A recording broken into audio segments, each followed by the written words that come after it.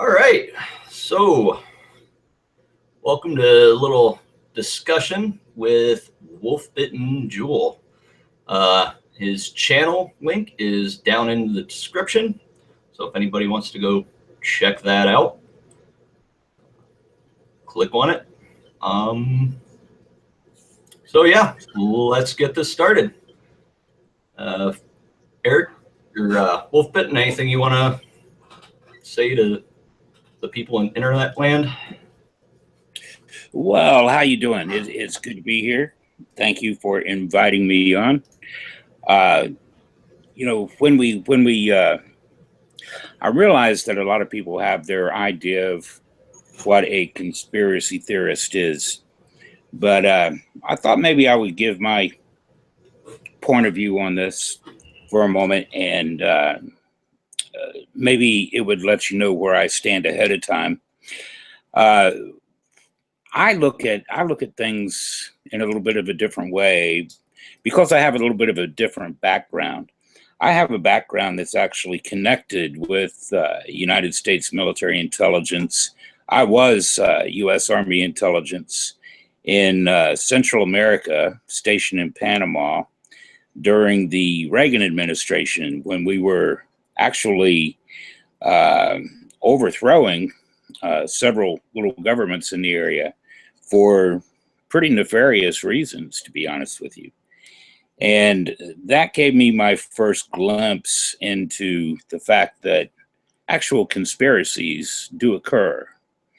Many times when, and I became, by the way, I was probably the most patriotic person you'd ever want to meet. I was very patriotic, and I'm still patriotic when it comes to believing in our founding documents and what America should stand for. I'm extremely patriotic, but when I see the reality of what we do many times, it disgusts me because I believe that there's a great divide between what we should be and what we are. And conspiracies do occur. And many times we see the evidence of these conspiracies right there on mainstream news. So, for instance, I'm not the type that comes right out like a lynch mob and says, you know, well, we have to march and pull these people out and lynch them. But if I do see enough evidence out there that I think that we should be launching official investigations, I think that we should not only launch official investigations to see if there's enough to warrant trials and etc., but I believe that we should put people in charge that are going to make sure that these investigations aren't whitewashed, which happens many, many times. I could use the Kennedy assassination as a great example of that. A lot of people don't realize that, I lived during that time. And a lot of people don't realize that the entire nation did not believe that one man shot President Kennedy. A lot of people heard the firsthand testimony of people who were standing right there by the grassy knoll that says those shots came from over the fence.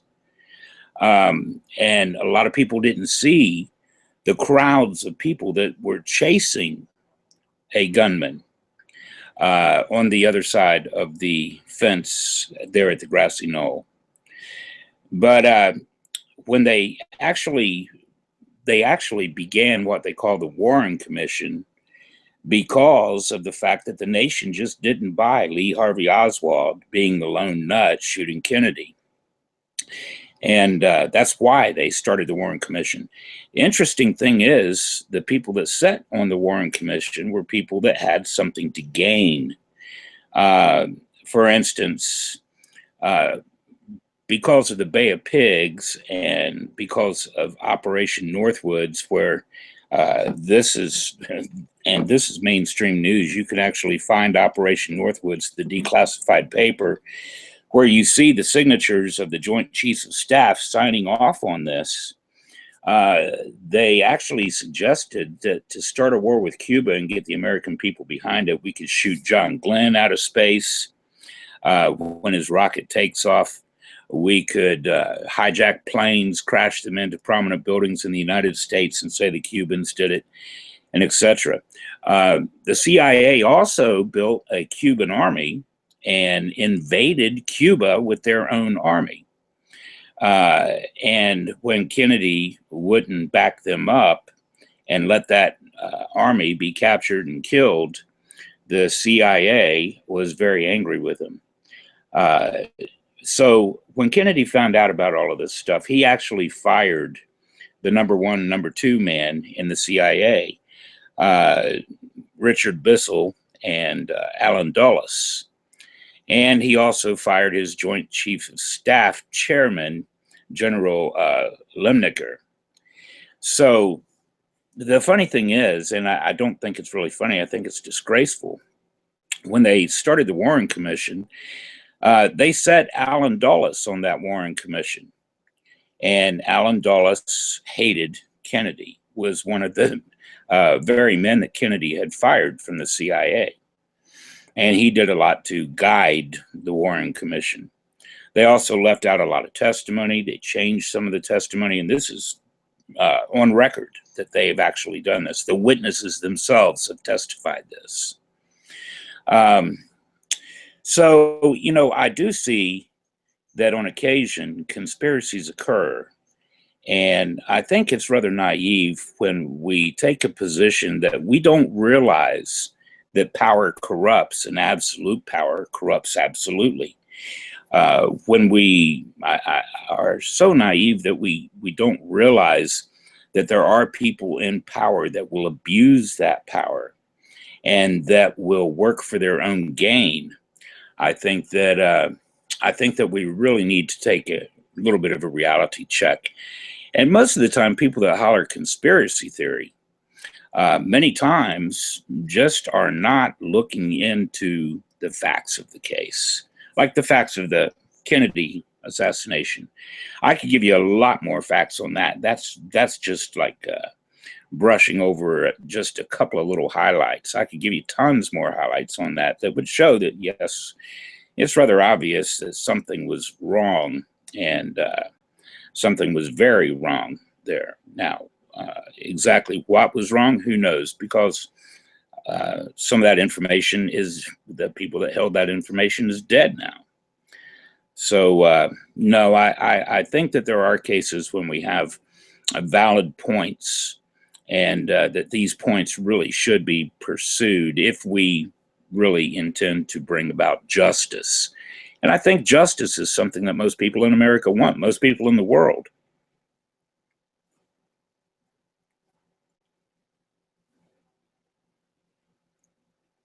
But I just thought I'd give that little bit of an intro. And if you've got any questions or anything, I'm happy to talk about it. All right. So, yeah, I kind of came up with a few little things I was going to ask you before we get started. Looking at your channel, you know, I've seen you got a few of them up there that you talk about. And just kind of before we get too far into things, kind of want to get a good understanding of where you're at with stuff, what you believe, what you don't, what you find utterly ridiculous and retarded. So mind if we go through a little list of some of them? Absolutely. All right. Alien cover-ups. As far as Alien cover-ups. Well, I have a little bit of a different take.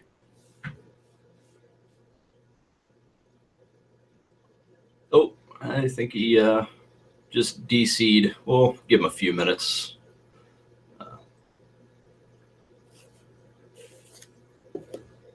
Should be back pretty quick.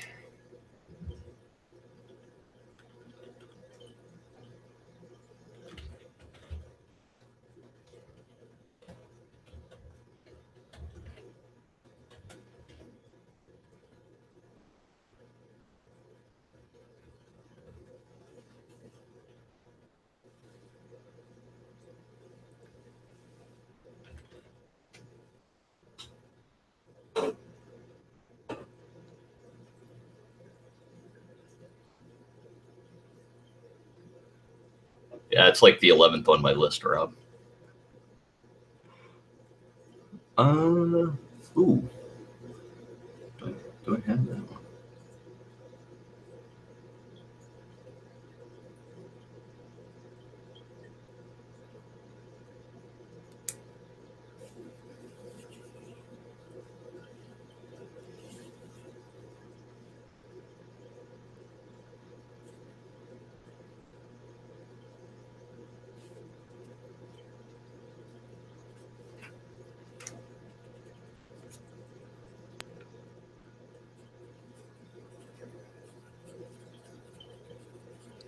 Hello, are you there?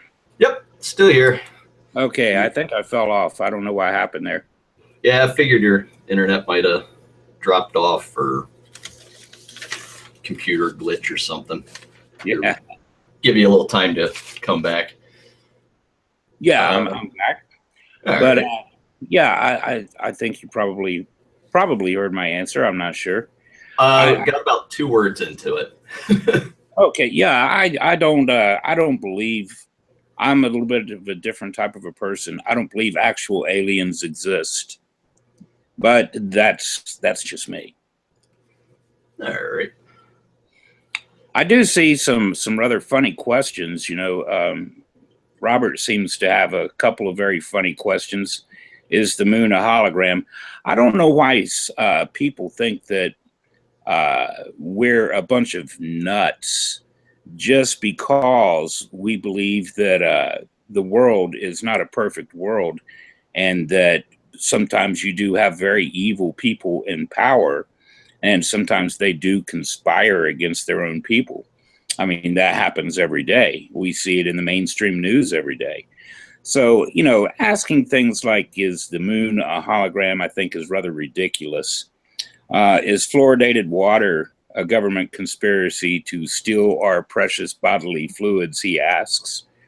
I find that a rather uninformed and ridiculous question. Um, I find it ridiculous because it is uninformed. And it takes us places where obviously we people like me do not believe. No, it doesn't take our precious bodily fluids. But, and can you still hear me, Yeah. Rexada?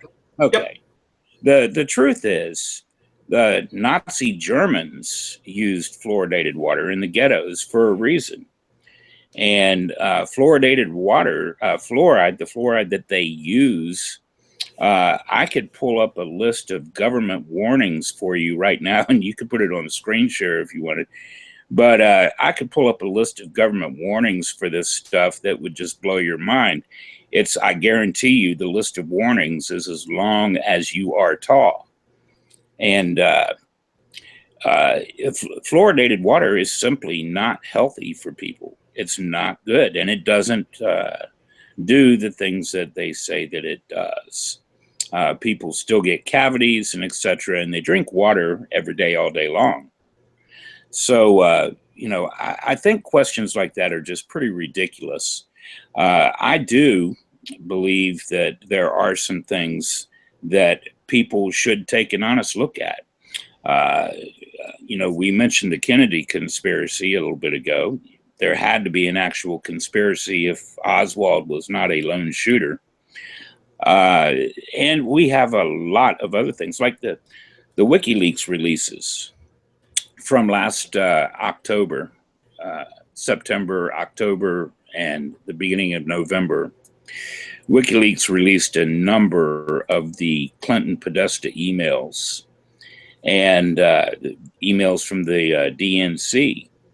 Now, we hear a lot of distraction about those releases. We hear a lot of complaints about those releases. We hear charges that those releases actually came from Russia. That the hacking was done by Russians and given to WikiLeaks. But what they fail to do, the people that want to detract from these leaks, these emails that were leaked out to the public and to the press, many times they fail to read these emails and they fail to go on to follow up and study what the government themselves says about these emails. Now, for a while, some of the people involved claimed that these emails were so damning that they claimed, well, these emails were edited or they were forged and etc. But the director for national intelligence, the DNI, I can take you to the paper, the report that his office did. And this report went to President Obama and President-elect Trump. And he states clearly in this paper that these emails were not edited or forged. He does say that they don't know whether or not Russia hacked these emails. But we can also go on and see that Hillary was in fact operating on an illegal server. Now, as a former military intelligence, I can tell you, Rexata, that it is illegal to do what she did. If I were to have taken classified material and stored it on a unsecured private server, dude, I would be in prison. There's no two ways about that. And yet she's protected. The FBI even came out and said, well, she didn't do anything wrong. Well, that's ridiculous. It's wrong. It's a lie. It is against the law to do what she did. And whether it was treason or not, I would leave that up to a court of law, a military court. But I will say this, it is against the law. It's definitely against the law. She broke the law. And those emails, no matter how they were obtained, were in fact real legitimate emails, according to the Director of National Intelligence. So again, a lot of people would look at those releases and say that because we study those emails and those releases, that we're tinfoil hats. But even if we're a tinfoil hat, then the Director of National Intelligence would be too. So, and his entire office, because they signed off on that. So I really think that people should understand. Most of us are not going off half-cocked, and most of us are not making like rash judgments. We're actually looking at known facts and saying, look, there's something to this, and we need to have something done. All right. Yeah, I know the like that moon being a hologram thing. That was actually on my list because I've seen, like, I mean, there's people that actually believe that. And like I said, there's some in here that you'll probably go, yeah, that's absolutely retarded. But for some reason, there's people that believe it. So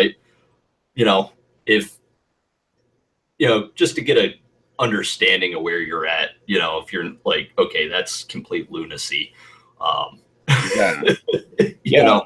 When I look at a lot of things that occur too. Now, I'll tell you something that does happen. This is a matter of record too. Many times you can have a good movement, and if it's an anti-government movement, our intelligence agencies will go to no end to stop it. For instance, back in the 60s, we used to have a lot of 60s and 70s. We had a lot of anti-war protests. People calling for peace. They didn't think we should be fighting for oil. They didn't think we should be fighting for heroin. But we were fighting for both. And the people would go out to have peaceful demonstrations. And what's known as agitators. These are people that are actually hired by the other side to step into that movement. When you have thousands of people gathering, not everybody knows everybody. So when you have certain people step in and then all of a sudden they start committing violent acts, then it's not always the people that were involved in that movement that started it.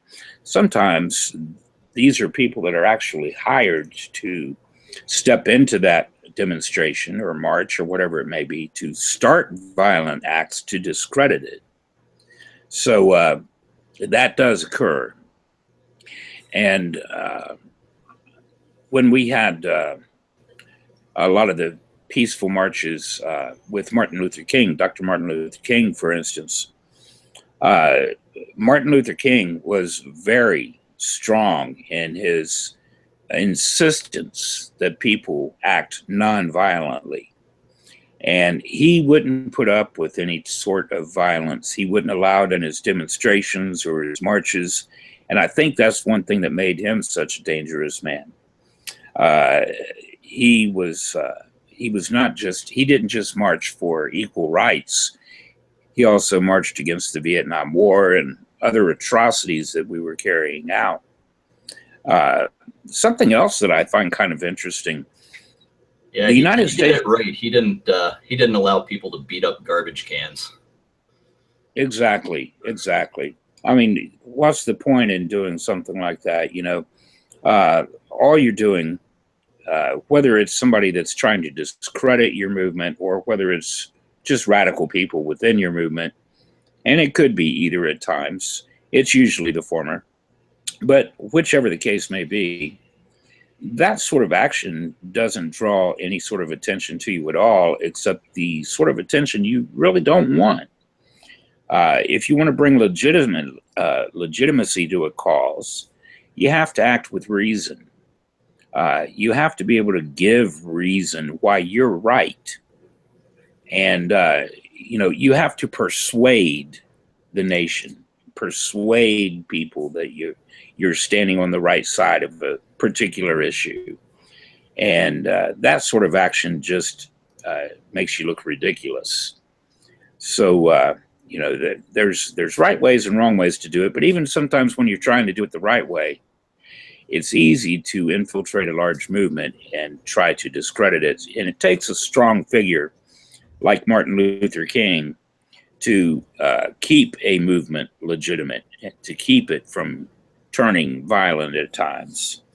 And we need more leaders like him. I would love to see more Martin Luther Kings. Unfortunately, we seem to be rather short on people with this sort of common sense and strength about themselves. All right. Well, actually, now that you mentioned Martin Luther King, that was one of the ones on my list. Was his assassination set up as a conspiracy to get rid of him because he was a dissident, or well, there's like actually that, or was it just some piece of shit just wanted to take him out? There's actually a ton of evidence that says that the accused shooter wasn't actually the shooter. And an attorney named Barry Pepper has actually done tons of research on this. And even Martin Luther King's own family doesn't believe that this was just a lone nut that shot him. It's an absolute fact that the FBI had infiltrated his movement. It's an absolute fact that they were following him everywhere he went and surveilling him. It's an absolute fact also that there were some very nefarious people involved on the day that he was shot. And then the day he was shot, his movement took a turn. It busted apart. It weakened. Certain aspects of it became violent then at this point. And this was when other people began to take control. Jesse Jackson was there that day with Martin Luther King on the balcony when he was shot. And Jackson made such a show of things that he himself became suspicious, cast suspicion on himself. But he for like 2 or 3 days, he didn't even change clothes. He kept the same bloody clothes on and did interviews for effect. So there's a lot. If you really want to look up some of the evidence that Barry Pepper had gleaned from various sources, and a lot of these were intelligence sources, FBI sources, you should check them out. Just Google Barry Pepper, Martin Luther King, and you'll come up with a lot of his work. And when you can, when Martin Luther King's own family is convinced that it wasn't just some radical Southern racist redneck that killed him, when his own family is convinced of that, I'd say that there's enough evidence out there to cause us to question. And this is something else that we should look into. It actually became part of an investigation in the 1970s, 73 or 74, when everybody was so dissatisfied with the Warren Commission findings and all the inconsistencies and the fact that they put Kennedy enemies into that Warren Commission to whitewash it. People just absolutely rejected it. So after Martin Luther King and Bobby Kennedy were both killed, they started what they called the House Select Committee on Assassinations. It's better known by its initials, HSCA. And the House Select Committee on Assassinations gathered together. It was actually guided by another fellow that was fired by Kennedy, General Lemnicker.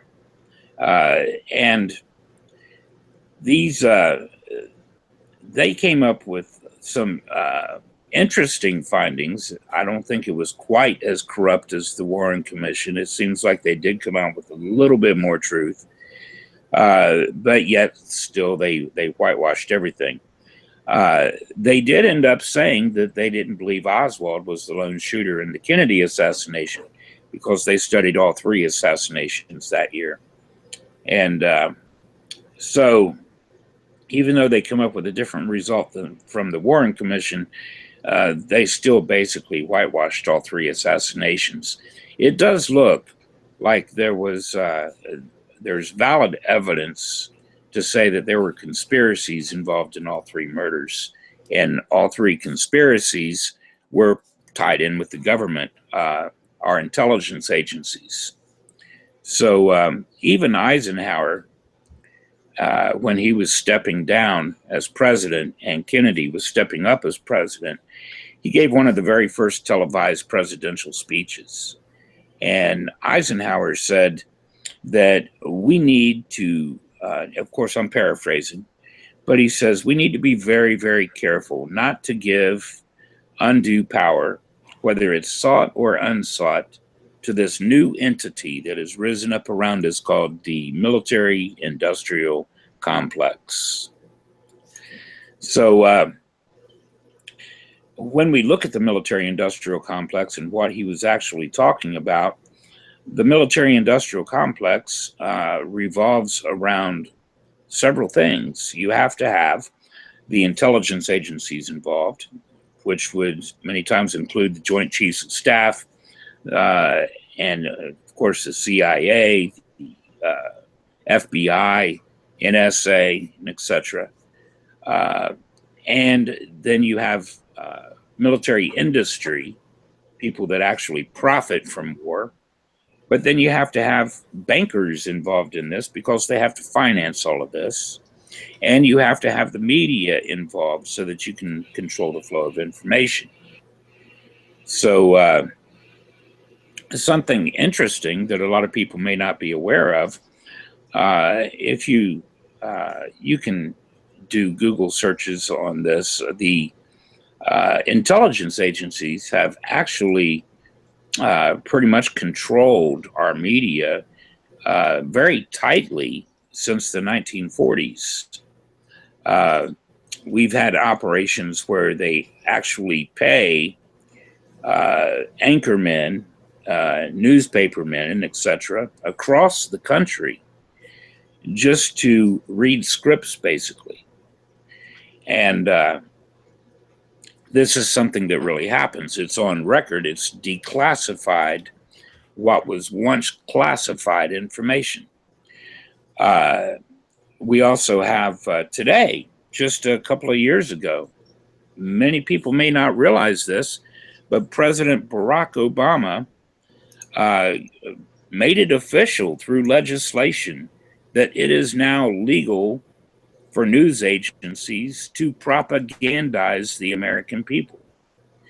That's not a conspiracy theory. That's mainstream news. And yet, many times, if you tell people this, without even pulling up the mainstream news or without bothering to Google for information, they'll just call it a tin hat theory, you know? What I would suggest, I would seriously suggest whenever you run across information that is kind of a bombshell, rather than just writing it off and taking sides, well, they're conspiracy theorists or whatever the case may be. I would really suggest pulling up the facts, looking into things for yourself, and many times then we're more informed. We can make. Nope. Guess his interwebs dropped off again. Pretty sure he'll hop back on here in a second.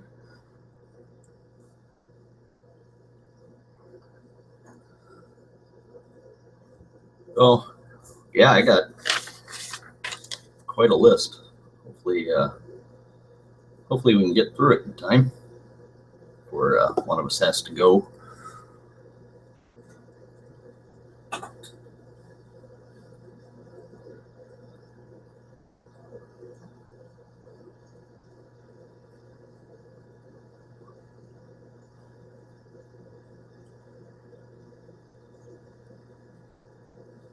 How are you, Mocha?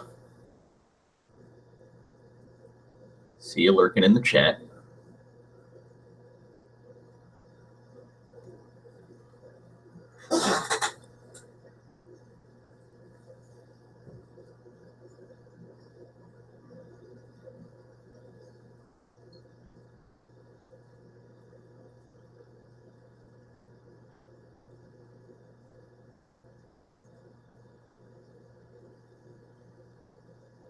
Yeah, I'm kind of wondering if he's on the page of, oh, here we go. Yeah, I think I fell off again. Sorry. How much of that did you hear? Caught quite a bit of it. Okay. Yeah, so well, kind of where there's smoke, there might be fire, whether it's a leaf fire that just puts off a lot of smoke but isn't much of anything, or could be a forest fire. Absolutely. Well, right. I'll let you carry on then. Sorry about falling off again. Oh no, it happens. Chemtrails, is that a thing? Chemtrails, that's a very interesting subject. We actually do have an abundance of evidence that chemtrails are a real thing. We have pictures of the sprayers in the airplanes. We have pilots' reports of sprayers being used in airplanes. And we have chemical analysis of these heavy metals that are actually being sprayed into the atmosphere. Now, where it becomes theory, those things are fact. We do have those facts. The theory comes in where we're trying to figure out the whys. Why are they spraying this stuff into the atmosphere? The fact that they are isn't a theory at all. It is a fact that these things are in fact being sprayed into the atmosphere. Now, is it for weather modification? Who knows? Is it to depopulate, make us sick? Who knows? We do know that many of our legislators are very heavily invested into pharmaceutical companies, as well as military industrial companies. Now, a lot of people don't realize this, but George Bush Sr. was actually a CEO of a pharmaceutical company, as was Donald Rumsfeld. George Jr. and the bin Laden family were both heavily invested in Bioport. Bioport was the only pharmaceutical company in America that was licensed to distribute the anthrax vaccine after George W. Bush became president. And if you remember, we had suddenly all kinds of anthrax letters being sent through the mail. And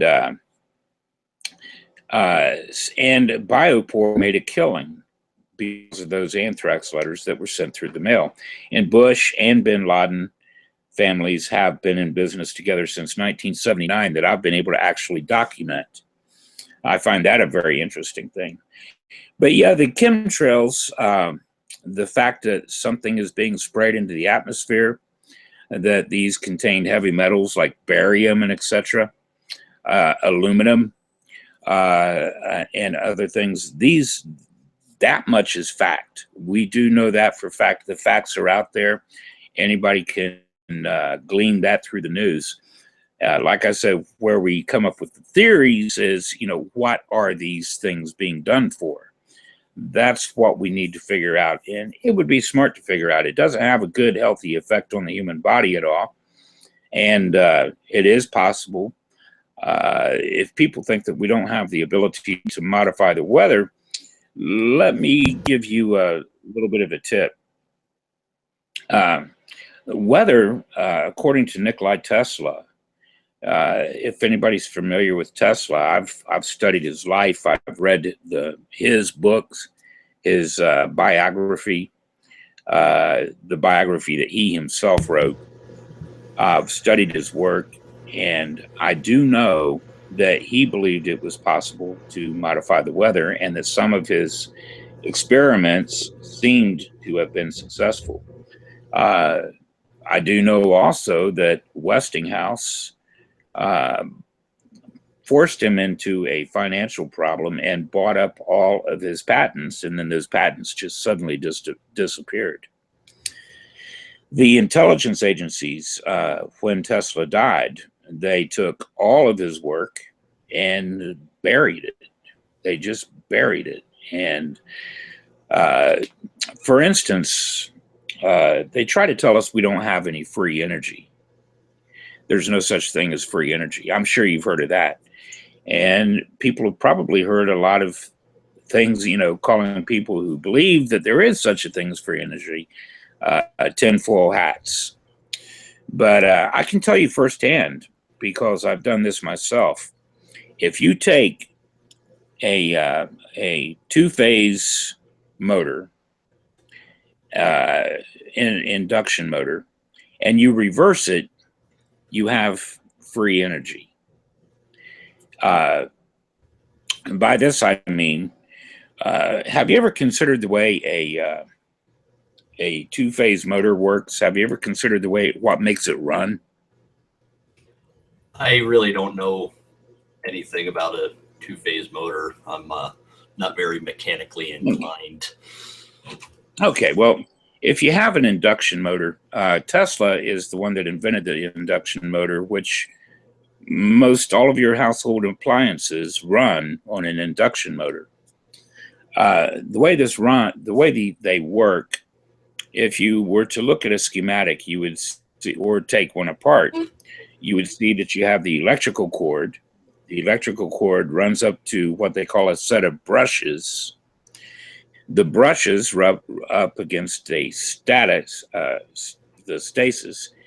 and that is the center core that does the spinning inside an electrical field.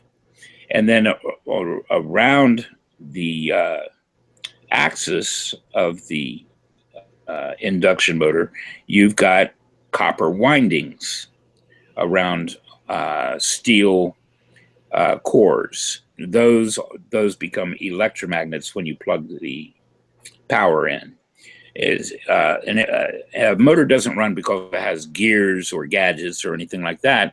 A motor simply runs on electromagnetic power. The axis becomes an electromagnet, and the outer coils become an electromagnet, and they repel each other, like you have north against north or south against south. And so these field coils are actually pushing that axis.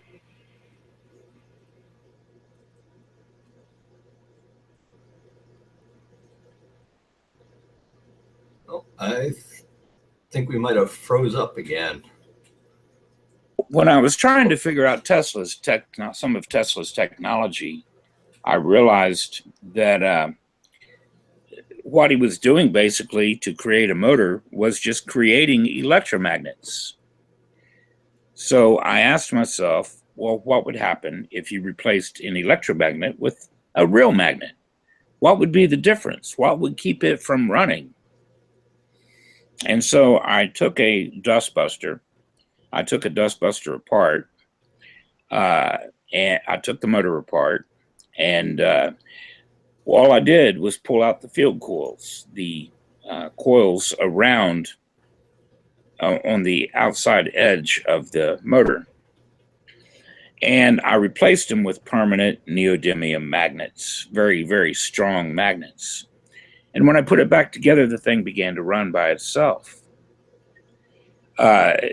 Just because I had replaced an electromagnet with a permanent magnet, and I didn't have to plug it in because it didn't need the electricity to become magnetized. So I tested what used to be the output or the input, the electrical cord, where energy was put into it, and it suddenly becomes the output. And you can see the same thing tested on YouTube. I've done it myself, oh gosh, over 20 years ago, and they're easy to make. All you have to do is replace the field coils with real magnets, neodymium magnets, and you build a generator that generates its own power for free. So, we have a lot of people out there that would scoff at these things, but, you really shouldn't scoff until you try it yourself or you prove it wrong. But you can find this even on YouTube, people using the same technique to build little generators, tiny generators. You can make a big one if you had a big enough motor and big enough magnets, strong enough magnets. You could make a unit that would power your entire home. But the thing about this is, what makes this important is that I'm not the brightest person in the world. And some of these other people that are working on this are not the brightest people in the world. And if we can figure this out, then surely people that are smarter than us, that work with the government, work with power companies, they already know this. A lot of them do. I'm sure not everybody, but a lot of them do. And yet we have the people that want to keep us enslaved to monthly power bills. And that's why we are not going to something more efficient than coal and oil and this sort of thing. That's why they keep us dependent on this stuff. It's just so a few people can make more money. And a lot of people would scoff at that. But let me ask you something, Roxana. Let's say you were a congressman or a senator. Now, we the people pay you $200,000 a year. But to be reelected, you might have to spend $500 million every 2 years or so to become reelected. Where do you get that money?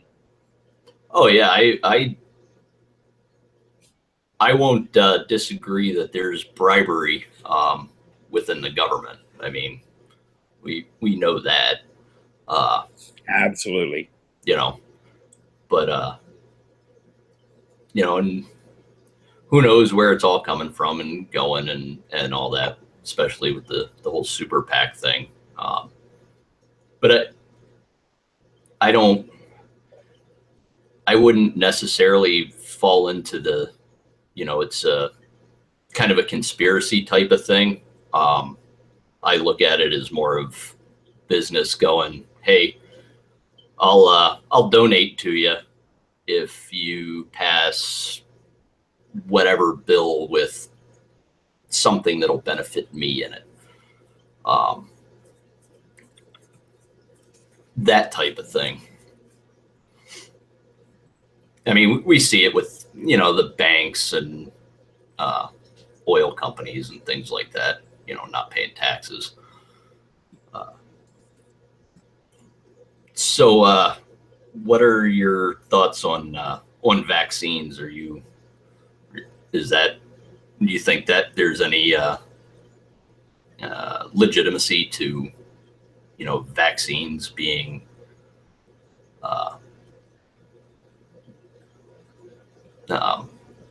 more or less not necessarily for whatever illness they're advertised or said to be designed for? Do you think there's like some nefarious purpose, or the autism thing, or anything anything to do with vaccines? Yeah, well, to understand vaccines, all you need to do is make them produce for you the warning label, the warning sheet that goes with it. Anytime you go in for a vaccine, the people that are responsible to give you these vaccines have these warning sheets. And by law, they have to present these to you if you ask. I would suggest, not taking my word for this, I would suggest asking them to produce these warning sheets. These warning sheets, again, are a list as long as your leg. Freeze up again. Am I still on with you? Yeah. Hello.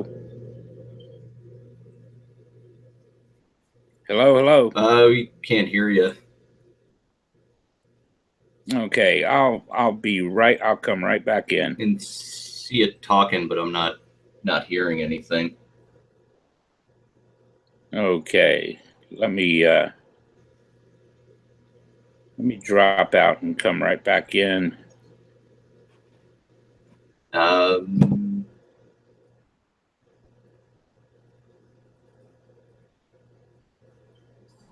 Crap. I think, lost them. And I lost sound, and could you guys hear him? All the way up till he fell off. Okay. There we are. Can you hear me? Yeah. Okay, great. You froze up, right. I guess. Well, I don't know what happened. It acted like it was working, but you couldn't hear me. I could hear you, so I went ahead and just dropped out and came right back. Oh, yeah, it looked like you were talking. I could see the little rings popping out on the screen, but I wasn't getting any sound. Oh, right. Here we go. Well, when we're talking about the vaccines, what I would suggest is, instead of looking at this as the people who say vaccines are not good for you, and thinking that they're just tinfoil hats, look at the evidence as to why they say this. Anytime that you can go to get a vaccine, you can go to most doctors' offices and get your vaccines, or you can go other places to get your vaccines, clinics, and etc. If you ask for a fact sheet on that, if you ask for their their sheet with medical, if you ask for their list of ingredients and the sheet that gives you all the warnings and fact sheets and ingredients, they have to give you that list. They have to give you that paper. And again, it's a list of warnings that's as long as your leg. Are They're you still there? Sorry, everybody. yeah, My can you hear me? dogs just went ballistic for some reason. Yeah, that's fine. Can you hear me? I think you might have froze up again. I'll be right back.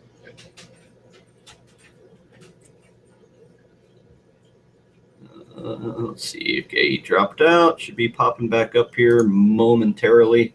While we wait, I am going to run to the bathroom quick. Oh, here we are. All right.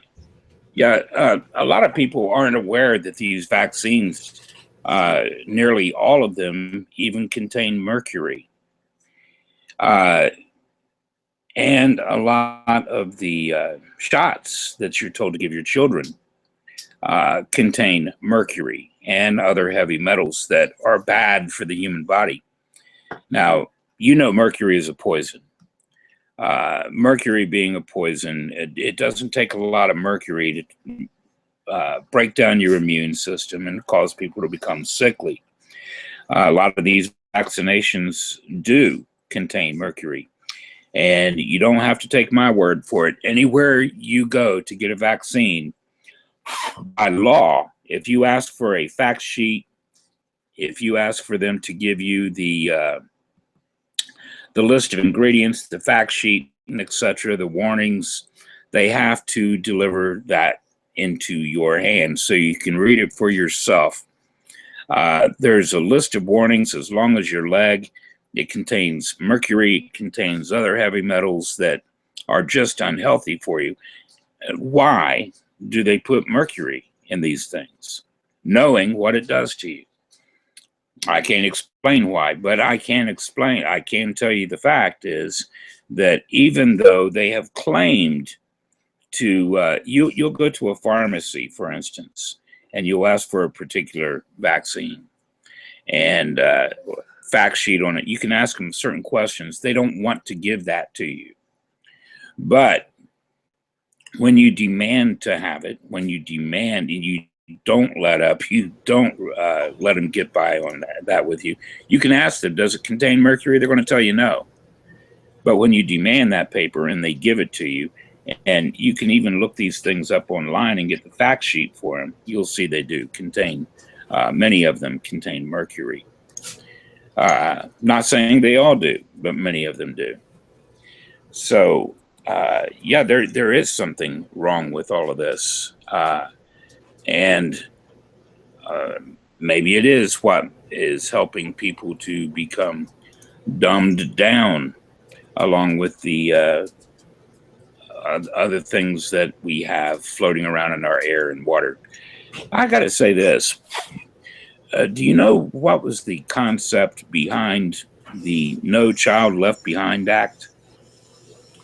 As far as I know about that act, it was basically for education. Right. Get kids passing in school, which Exactly. was a pretty.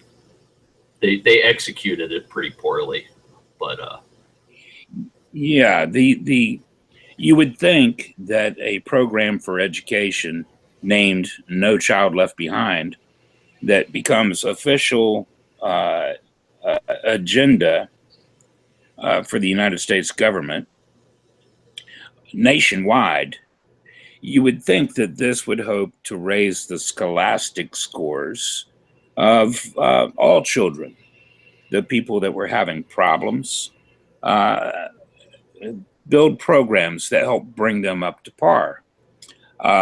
Build programs that, you know, maybe one child isn't so suited to become a scientist, but maybe they're suited to be brilliant in some other area.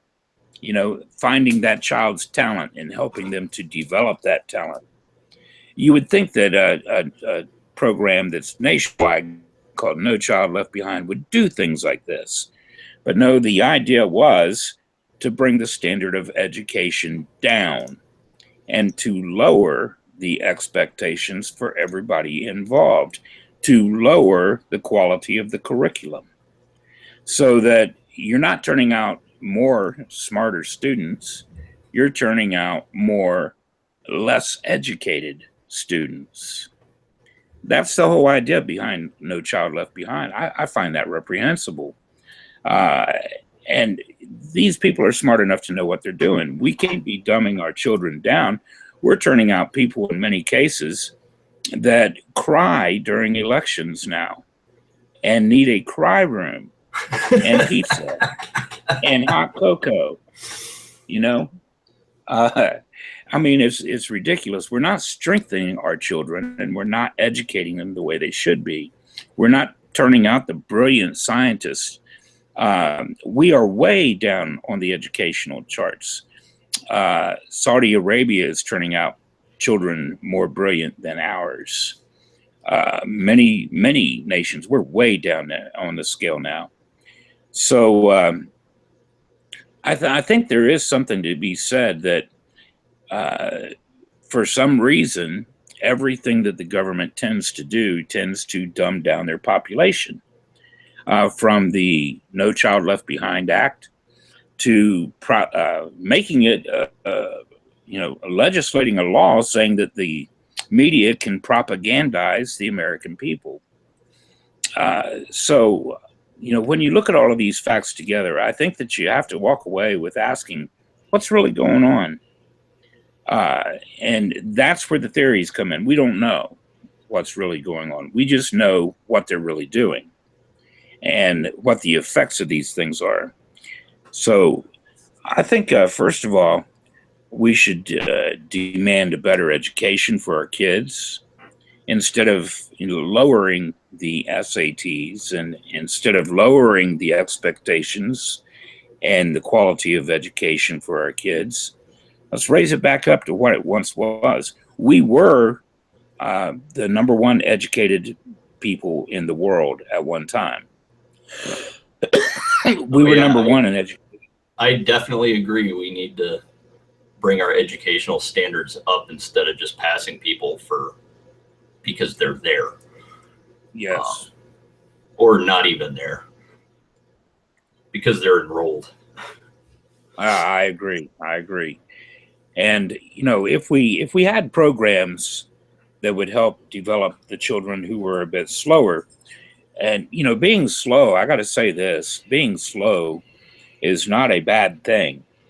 It just means that maybe they have to put in a little extra work. But some of the people who are slowest in some areas have turned out to be some of the most brilliant people. Einstein failed math in school. So, being slow doesn't mean that we should lower our standards. It just means that there's other ways to teach kids that will help bring them up to par. And we have to be more creative in how we educate our kids and bring them up and turn this nation once again into the number one country in the world when it comes to education. We held that number one position for many years, decades. And now we're we are so far down that ladder. I think we're like we're well below the 100th. I do know that. I don't know how far below, but I know it's well below the 100th. Yeah, it's pretty embarrassing. It is. It's just reprehensible. Absolutely embarrassing. I agree. There has to be something done about all of this. And I think that we need to begin by asking, why are we doing this? Why? There's got to be a reason for all of this. These are brilliant people.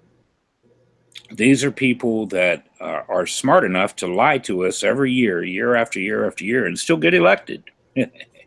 So, they know the ramifications of their actions, and they see how far down our education has gone. And a lot of our kids, man, have you walked into a fast food restaurant and the people try to count change when the cash register is down? Oh, yeah. They can't count change. Yeah. They just cannot count change. They don't know how to say, okay, well, that comes to $1.89 and you gave me $2. I need to give you 11 cents back. They are just thrown off the trail, dude. They're standing there with a dumbfounded look on their face, like, what do I do now? How do I figure this?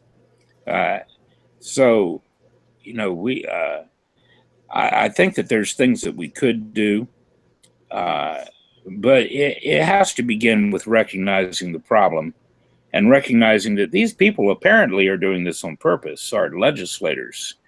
And I think we should ask why. I think that's a really important question. I can't think of a good reason why. And so that leads me to believe that there's probably nefarious reasons for why. I kind of Even go though with kind of the simplest explanation is usually the more plausible one.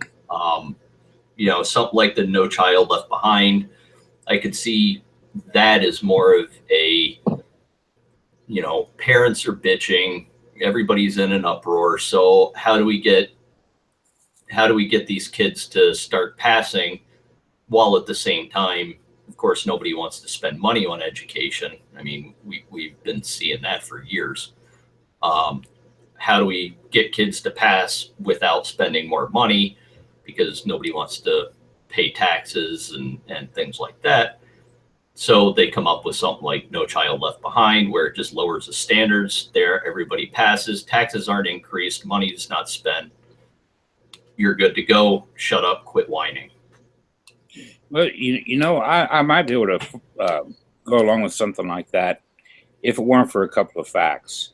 The United States spends more on education than any other country. That's what we're angry about, many of us. It's not that we don't want to spend money on education. I think that if people were spending money on quality education, we'd be happy.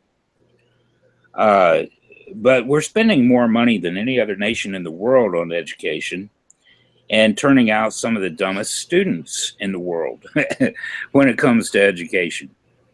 And that's what makes most of us angry when it comes to our investment. I look at everything that we're doing as an investment. When we pay our taxes, like our cities, counties, and states, for instance, you know, they're like in my state, they're busy keeping the roads up. They're busy taking care of things. They're busy, you know, with nice little community projects and stuff. That's usually money that's pretty well spent. But when it comes to our federal government, it just doesn't seem that way. It seems like we pay and pay and pay, and nothing in this nation, as far as the federal government is concerned, is getting better. It all seems to be getting worse. And so I think it's the return on the investment that most people are angry about, not the fact that they don't want to get off money for education. We're just sick of spending more than any other nation and turning out some of the dumbest kids in the world. And you know, there's exceptions to this. I don't want, you know, students that might be hearing this to be angry with me for saying that, because there are exceptions. Some students aren't lazy. Some kids get out there and they dig and they learn a lot on their own and go beyond, well beyond what the schools teach them. I know some brilliant young people, some very brilliant young people. There's some brilliant millennials out there that would just blow away a lot of people with their knowledge. And I happen to be acquainted with a few that, you know, I'm just proud to be their friend. I mean, they're just awesome people. But I'm speaking on the education system as a whole. That is what we turn out, and I don't think anybody can argue with it. It's a very poor return on our investment. Oh yeah. Um, yeah. So I guess hop back into this list a little bit. Where was I? Oh, flat Earth. Do you think that's a fringe loon, or do you think there's something behind that? I think that it's you know, I know people everywhere. You know, I'm friends with. I'm a Christian man, but I'm friends. I have friends that are atheists. I have friends that are Buddhist. I have friends that are of the Muslim religion. I have friends that believe in flat Earth. I have friends that believe we've never been to the moon. Uh, I have friends everywhere. And so I try not to ridicule personal beliefs, but I will say that as far as me personally, I believe that no, I don't believe in a flat Earth, and I believe that we've had plenty of evidence for thousands of years that the Earth is a globe. Uh, All right. this, yeah, trigonometry uh, uh, kind of proves this. Normally, uh, if you have a flat surface, two-dimensional, like a piece of paper, and you draw a triangle on that piece of paper, when you add the angles of any triangle together, you're going to come up with 180 degrees. It doesn't matter how you draw that triangle, what shape you draw that triangle. It doesn't matter how wide or how narrow your angles are. When you complete that triangle and add those corners together, it equals 180 degrees. Now, when you're surveying land, however, large plots of land, the same can't be said to be true.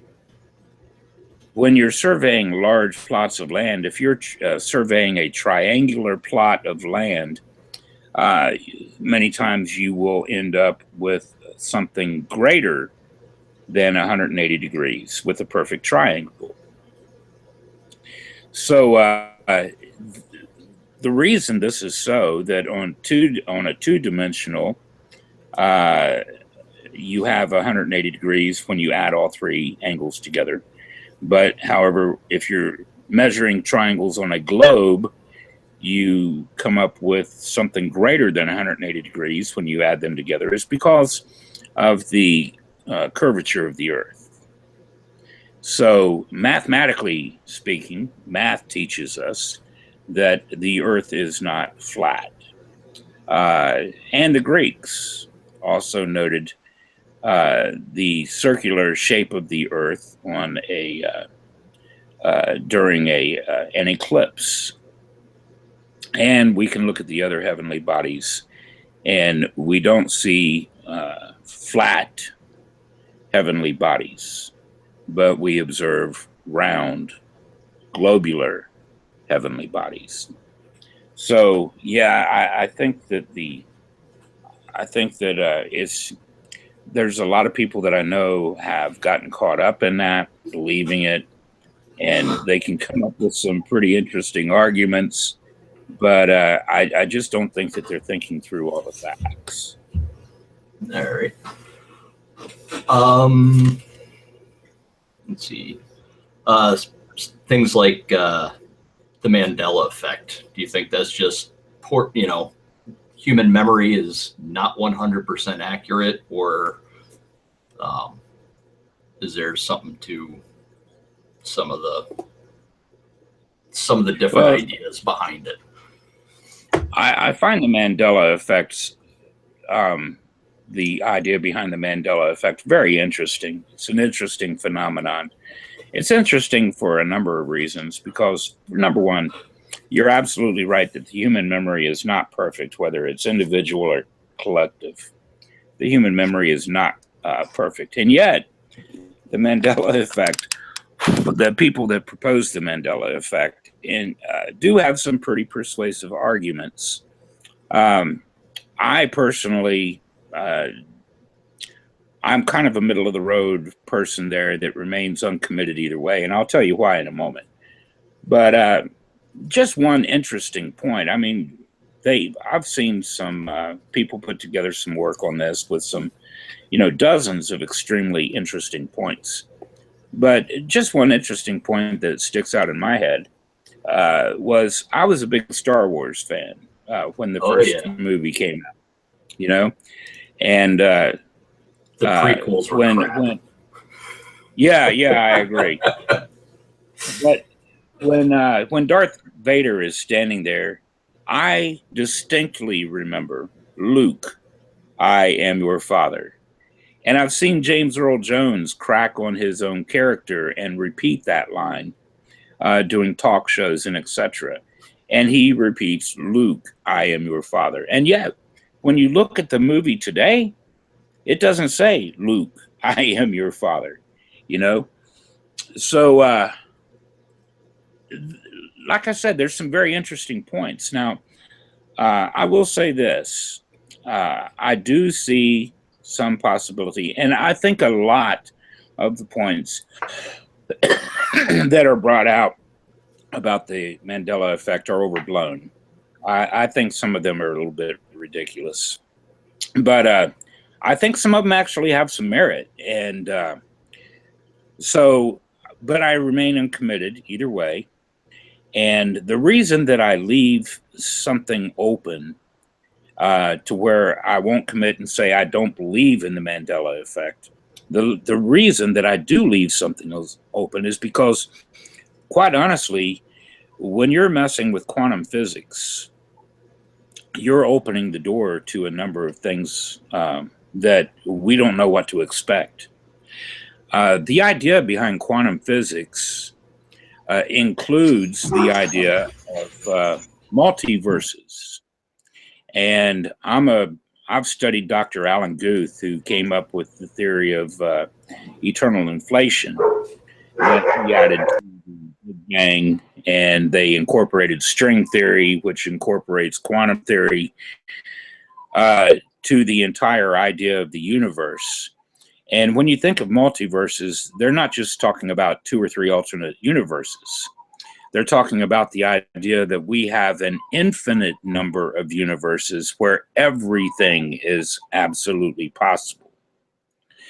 And with CERN, when we get into the quantum effects of CERN, who's to say that we are not opening doors that we're not aware of? I think that that's entirely possible. So, and when it comes to CERN also, we're only aware of the things that they publicize and publicly release. When you have a tool that powerful, I think it would be wise to realize the possibility that they might be performing experiments that we are totally unaware of, that they keep us in the dark with, just like with nuclear science, for instance, and any other science that can be applied in a black budget sort of a way. I think that we would be foolish to think that they don't do this because a large part of their money and funding comes from military and defensive services. So, because of these things and because of a couple of good points that they bring up about the Mandela effect, I've got to leave that possibility open. I do think that it's possible if quantum theory holds any water at all, then of course we can't say that it's impossible. We can't say that it's not happening. It very well could. All right.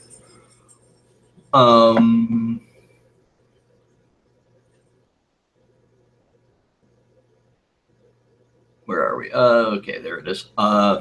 Phantom time. Is that something you've heard much about, or? No, phantom time? Yeah. There's like 300 years missing, and this is actually like 17 something or other. Oh, okay. Well, I guess I've heard a little bit about that. I've not really looked into it, but I'll tell you my personal belief regarding time. I don't believe that we have a accurate understanding of history. I believe there's probably good reason for that. But I think that sometimes people have agendas, and because of agendas, they like to retain a status quo. And we have secret organizations for a reason. When you look at things like the Skull and Bones, the Skull and Bones is a real organization. They really do demand utmost secrecy. They really do put out the most powerful corporate leaders, banking leaders, politicians, and etc. in the world. Skull and Bones, along with a few other secret societies on campuses. And these are grooming places. And we also have secret societies that have been around for a very long time, like the Masons and the Illuminati. To say that the Illuminati never existed is foolish, because we have full record of Adam Weishaupt that he did exist, that he was the... Now, the idea of the Illuminati existed before him, but he solidified it under a group of people, some of the brightest people of his day. And he's on record of stating that he is proud of the fact that he is the founder of the Illuminati. George Washington spoke of the Illuminati and the Masonic Order.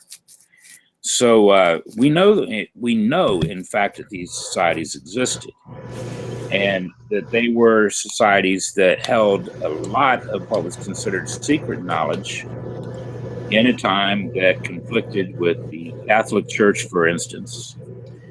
And it could be that some of these people enjoy retaining some knowledge for themselves, like the Tesla technology, for instance, that was bought up. There's actually very good financial reasons for some of these people to keep us dumbed down and keep us unaware of some knowledge. And because of these things and a lot more, I believe that we don't understand history as it actually unfolded. We understand what we are taught when it comes to history, what we're spoon-fed. But when we look at some of the things that we actually have, like in Lebanon, we actually have what's called the Trillathon in Lebanon. And to understand what the Trillathon is, let me just try to explain it really, really quick in a nutshell. In Baalbek, Lebanon, the Greeks built huge temples to Apollo and Diana and etc. They had huge, beautiful temples that they dedicated to the Greek gods. Now, when you look at those temples today, you can see the ruins of these temples. You know they're very ancient. They were built around the time of Alexander. So Alexander, though, the Greeks built these temples on top of a platform that existed way before they did.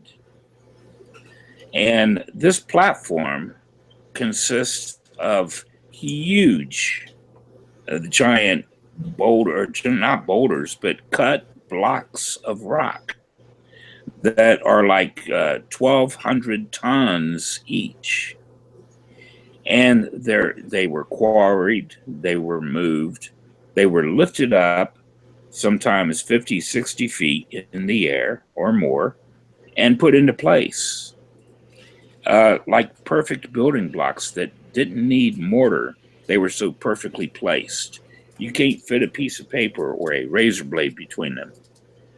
And today's technology, you would need something along the lines of what we would use to roll out a Saturn rocket to move some of these things. So, yeah, there's things that I think that we have that we just don't understand. And the standard explanation for them, I think, is rubbish. And we should understand that it very well could be that some of these technologies that we can see we have today, like we could build motors that run completely on magnets.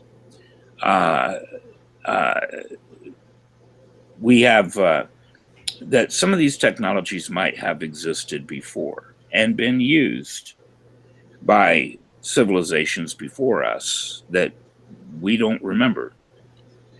There's a fellow too.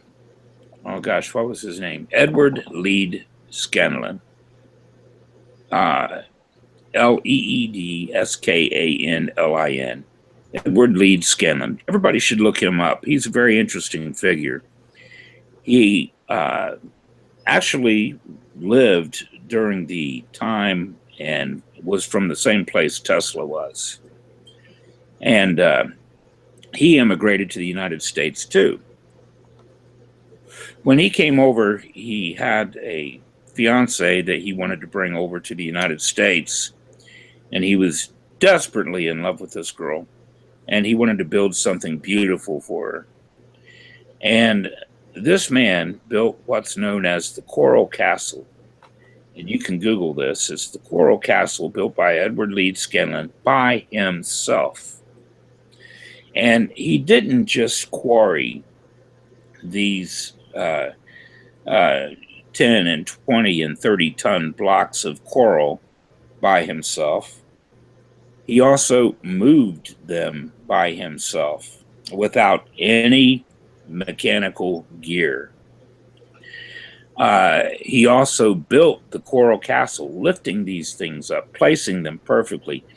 He has a 20-ton gate that you can push open with one finger. 20-ton gate. You can push it open and shut it with one finger. It's so perfectly balanced. And he claims to have found the answer to how the pyramids were built. And he was using frequency of some kind. And we know that sonics, if we study our sonic frequencies and science with sonics, we know that we can place objects in a sonic field at the correct frequency, they will levitate. That's just a fact. So that's another technology that we are just letting die so that people can use money or make money on fossil fuels. But Edward Lead Scanlon not only built this, but he also moved the Coral Castle by himself. And this is a very interesting story. He called some flatbed trucks in. He made the truck drivers leave, and he told them to come back the next morning.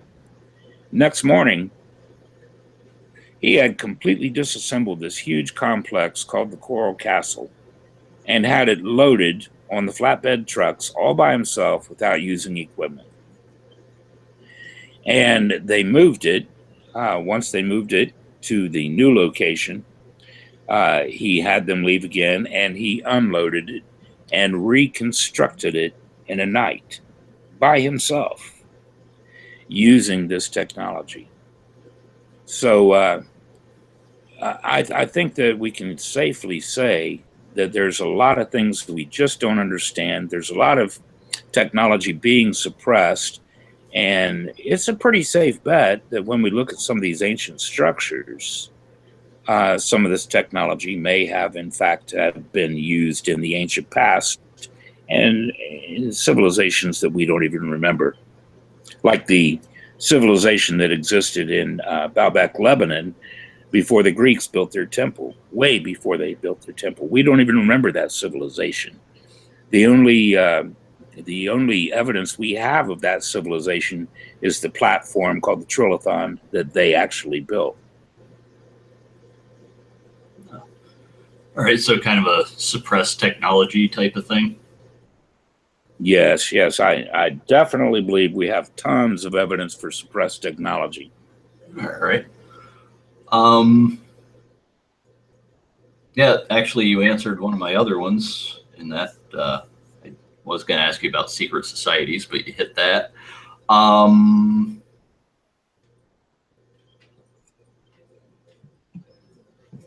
have seen some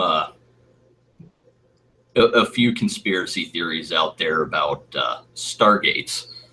That was I think the the biggest one I've seen was part of the reason we went into Iraq, because Hussein had a Stargate and we wanted to get a hold of it, where we could hop around from planet to planet or dimension to dimension.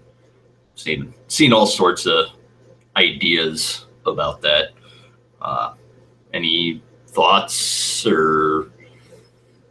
Well, I don't think that we have that sort of technology, but at the same time, I will say that quantum theory would allow for something like that to occur. And some of the things that we may be using at CERN, I don't think would allow us to jump from world to world. I don't think that at all. But I do believe that if ultimate dimensions do exist, that it might be possible with some of the power, the very tool we have at CERN, the super collider. I do believe it's possible that we could possibly look into or cross over into other dimensions. I do believe that that would be possible. It is possible, according to theory, to jump dimensions and for dimensions to interact. But whether or not we're really doing it, I don't know. I do know that several times they have upped the power of CERN. They've closed down for a couple of years at a time so that they could increase the power by many magnitudes. And I don't believe that that was all just so that we could study, try to find the Higgs boson, etc. Because we've made a lot of strides in the early days of CERN after it was opened, cosmologically speaking. So I think there were probably other reasons why we did up the power. And like I said, a lot of their money comes from the military budgets. So I believe that's possible, I have my serious doubts about being able to jump from world to world. And Yeah, I do believe. The ideas I saw behind it was like some ancient thing. It kind of fell into that whole ancient aliens kind of realm of realm of thinking. Right. Yeah, I do believe that we had other reasons for going into Iraq. Was it weapons of mass destruction? I say no. I think the We did facts. have the receipts. Yeah. Well, an interesting thing about the weapons of mass destruction in Iraq,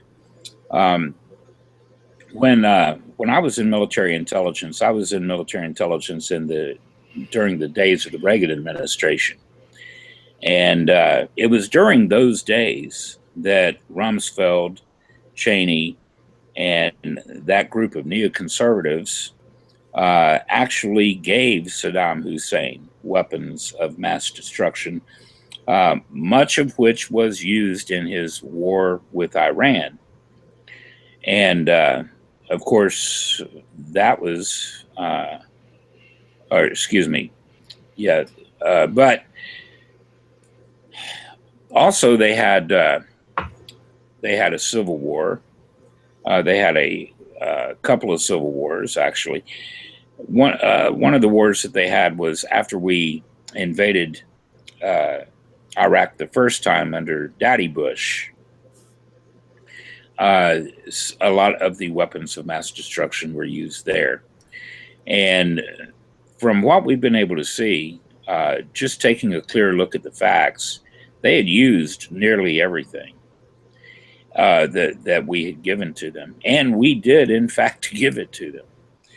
So when George Bush was saying that they had weapons of mass destruction, this was going against all of the other information, including the information that the CIA had.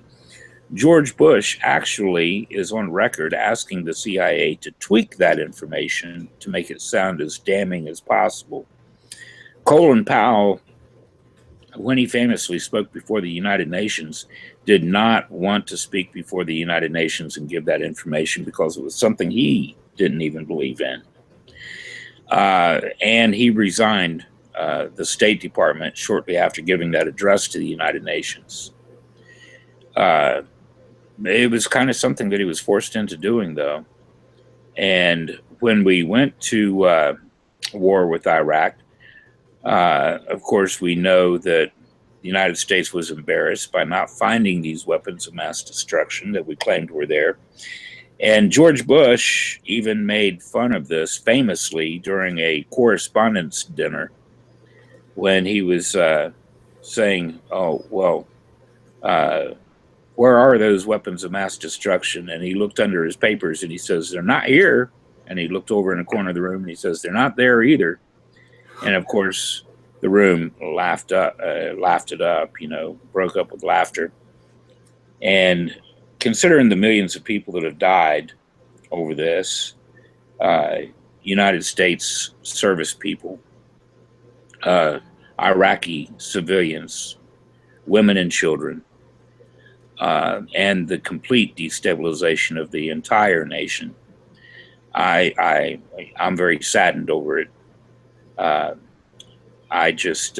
think it was criminal. I think that the last several administrations that the United States has had are criminal administrations. And I believe that it can be rightly said they're guilty of war crimes. And they should be arrested. They should be investigated. They should be prosecuted and have their day in court. If they are found not guilty, that's cool. But if they're found guilty, they should be punished. I believe we have enough evidence to bring the last several administrations to court. And I think we would be doing the right thing if we did so. Oh, yeah. Yeah, I would like to see some of that stuff happen. Yeah, especially when it comes to things like torture and stuff like that. That was okayed. That's not okay. I agree. And another thing, the United States military never stood for torture. The people of the United States never stood for torture. And as a matter of fact, it was all the stories about the torture by Nazis and the torture by Japanese that had Americans up in arms. And, that's what made us say, okay, well, let's go to war. This was the sort of thing that we always stood against. And now suddenly we are what we claimed we hate. And another interesting thing is that one of the first things we did when we drove into Baghdad was we invaded the museum in Iraq. And a lot of their gold is missing, a lot of it. When 9/11 occurred, several hundred tons of gold is missing. And they should have been able to find that. They did find, with 9/11, they found one truck that was loaded with gold buried because it didn't make it out of the vault in time. But when they found the vault and looked in the vault, every bit of that gold was missing.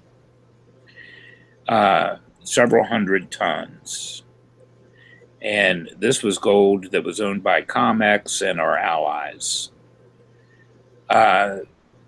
Germany, just a few years ago, asked us to give them their gold back. We told them no. We've been holding hundreds of tons for Germany, and we told them no. In 7 years, we'll give you back a small portion of it. So where's that gold? Why can't we give it back to them?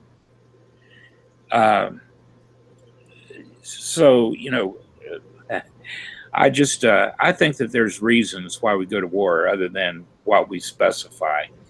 Our politicians are heavily invested in the military-industrial complex. That's just the truth. McCain Rubio, all of these people. The Bush family has been heavily invested with the bin Laden family in the military-industrial complex ever since 1975. Bush and the bin Laden families have been in business together. Yeah, and there's the whole Halliburton thing too. Absolutely. Every drop of Iraqi oil in a no bid contract went to Halliburton.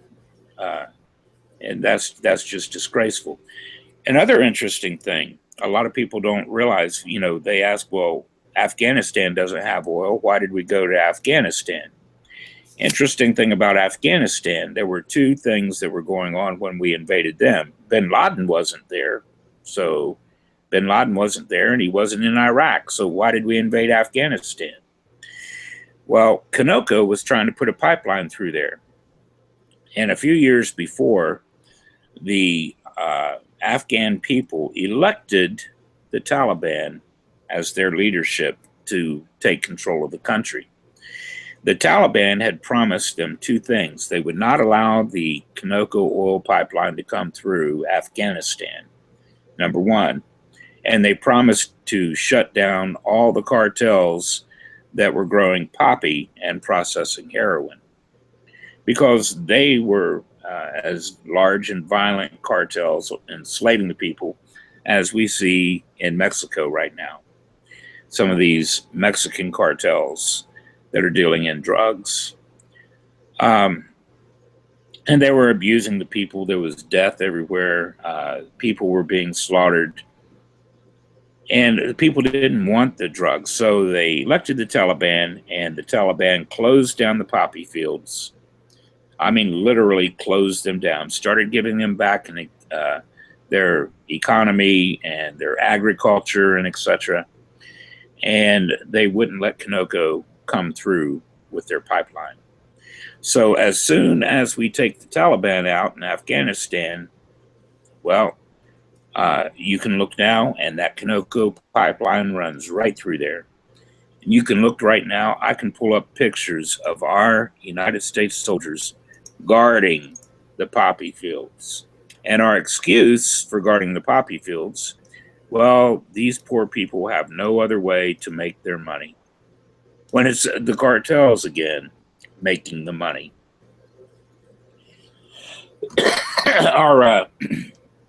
Our CIA has cornered the drug market and just all over the world, in Afghanistan, parts of Africa, Central and South America.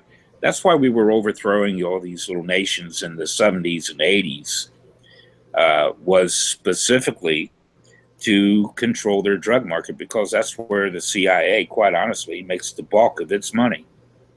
In 1973, you can pull up a Time magazine. Anybody can Google Time magazine, 1973, heroin smuggled in to the United States in body bags. And you're going to see that the CIA used United States soldiers' body cavities to smuggle heroin back into the United States by the tons. They would strip out the organs of the human body, the American bodies, and fill them with heroin, processed and smuggle it back into the United States. That made 1973 Time magazine. So I think our reasons for going to war, we are continually at war. No other nation in the world is. It's just the United States. We are continually at war, and I think that's the reason. So a few people can be enriched. The military-industrial complex can be enriched. CIA can continue to make its money all over the world and grow as an invasive power that doesn't care what it does to people. And, to know these things, it's a burden, and it's sad. It's maddening. And if these are things that you really find out are really going on, then it's like you receive a personal responsibility to pass the word along and let other people be aware that these things are happening so that we can stop it. Because the sad truth is, Rakshata, the way I see it, if we don't stop a runaway criminal government, eventually the world is going to be so pissed at us that they do. And I don't want to wait for that day. Oh, I yeah. would like for my children and grandchildren to inherit a decent nation where they can bring up their kids in the world that I once knew. Hand them something decent. So I do believe there's a great amount of personal responsibility that goes with knowledge, and that could be one reason why some people are so afraid of knowledge. Maybe that's a heavy responsibility. You got to say it's to know that you're responsible for trying to stand against this and do something about it. All right, so you're kind of more in the camp of like a more government conspiracy, not so much, um, for profit or some type of personal gain, rather than they're just hiding things from us, like kind of like the whole flat Earth thing. Where a flat earther, oh well, why would it matter? Why would anyone care if the world is flat? Why would that even be covered up? Um, I've never really heard a good answer to that question, but um, so am I kind of in the same, you know, it, am I kind of getting the feel for where you lean with stuff is more of, you know, the government side of things? Yeah, I believe that. I do believe that there are secret cabals that head most of the world governments, and that most of what we see, a lot of what we see going on around the world, is just a show. And it is done, of course, it doesn't, let me qualify that. It doesn't play out like a show for the regular people. We're the ones that pay all the prices. We pay for it economically and we pay for it with our lives. But it's a show perpetuated to enrich a few and to grant them more power. And they're working together and they know exactly what they're doing. Now, I'm not saying that absolutely every government leader is involved in this, but I will say a large number of them have to be involved. And that the way this plays out for them is they gain more power, they gain more personal wealth, while we pay the price for it. And it cures some of their problems. The more people, the more of your own people you kill, the less you have to worry about the unemployment problems, the less you have to worry about handing out, like Social Security or that sort of thing. Uh, Overpopulation, calling the herd, so to speak. And it's a fact. Anybody can look up these quotes by what the world would consider great men, like Henry Kissinger calling us useless eaters and cattle, and saying that the number one thing that we need to concentrate on is depopulation. Prince Philip on record is saying that if he could come back as anything, he would come back as a virus so that he could kill as many people as possible. We have, oh gosh, who was it? Oh man, his name's right on the tip of my tongue. But Gosh, the Microsoft dude. You know who I'm Oh, talking Bill about. Gates. Bill Gates, yeah. Bill Gates has this big thing where he does vaccines, and he is quoted as saying, I mean, you can find his quote.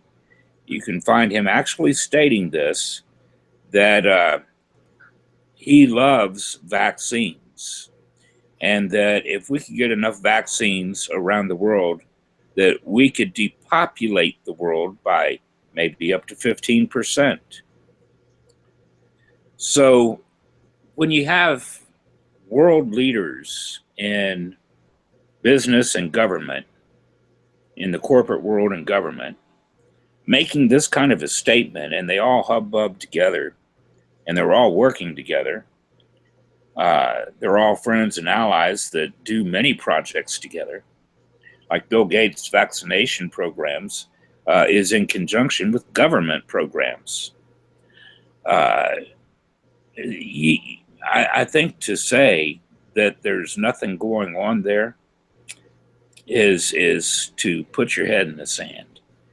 Uh, Even the most skeptical person would have to say, if they look at all the facts, there probably is enough here to warrant a serious investigation, and at least lock these guys up for the good of humanity until we finish our investigation and decide whether or not to give them their day in court.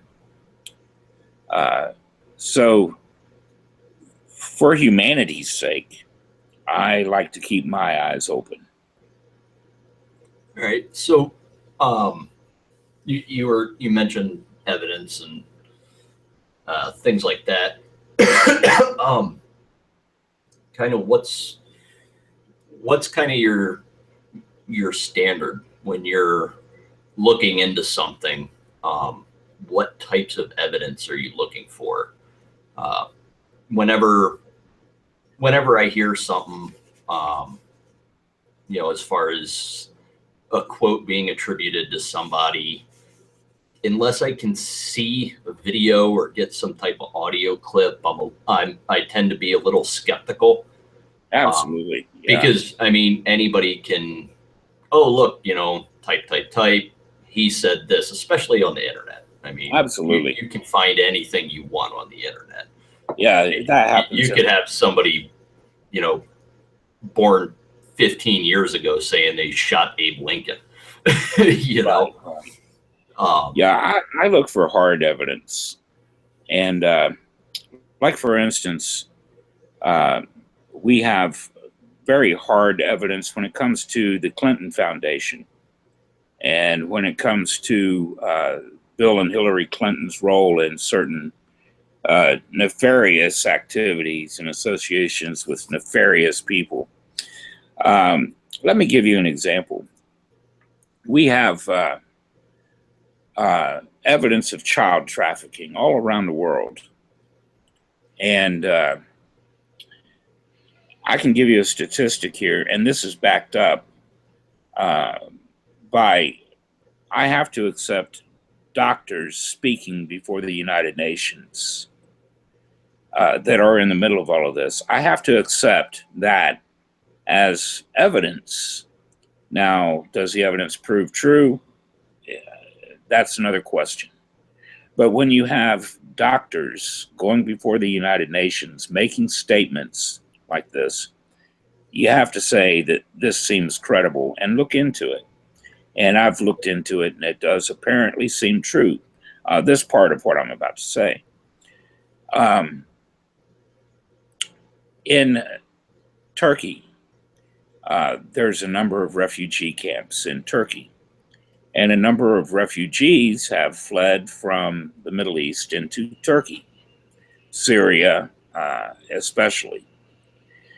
And when these people are entered into these refugee camps, the children many times have been separated from their parents or parent or guardian. And over 15,000 children have turned up dead in these refugee camps, and their organs, internal organs, are missing. Now, that's a horrendous number. 15,000 children turning up dead in these refugee camps where they should be taken care of. These kids would have been better off in a war-torn country. But no, they show up, 15,000 of them killed, 15,000 of them with no internal organs after they're killed.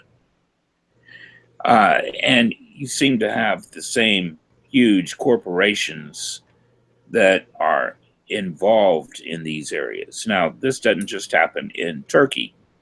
This happens around the world. And you have the same large policing corporation, DynCorp, involved in all of these situations personally. DynCorp is closely associated with the Clinton Foundation and the Clintons. There was a lady named Laura Silsby, and pardon me for calling her a lady. There was a woman in Haiti named Laura Silsby. She was an American, and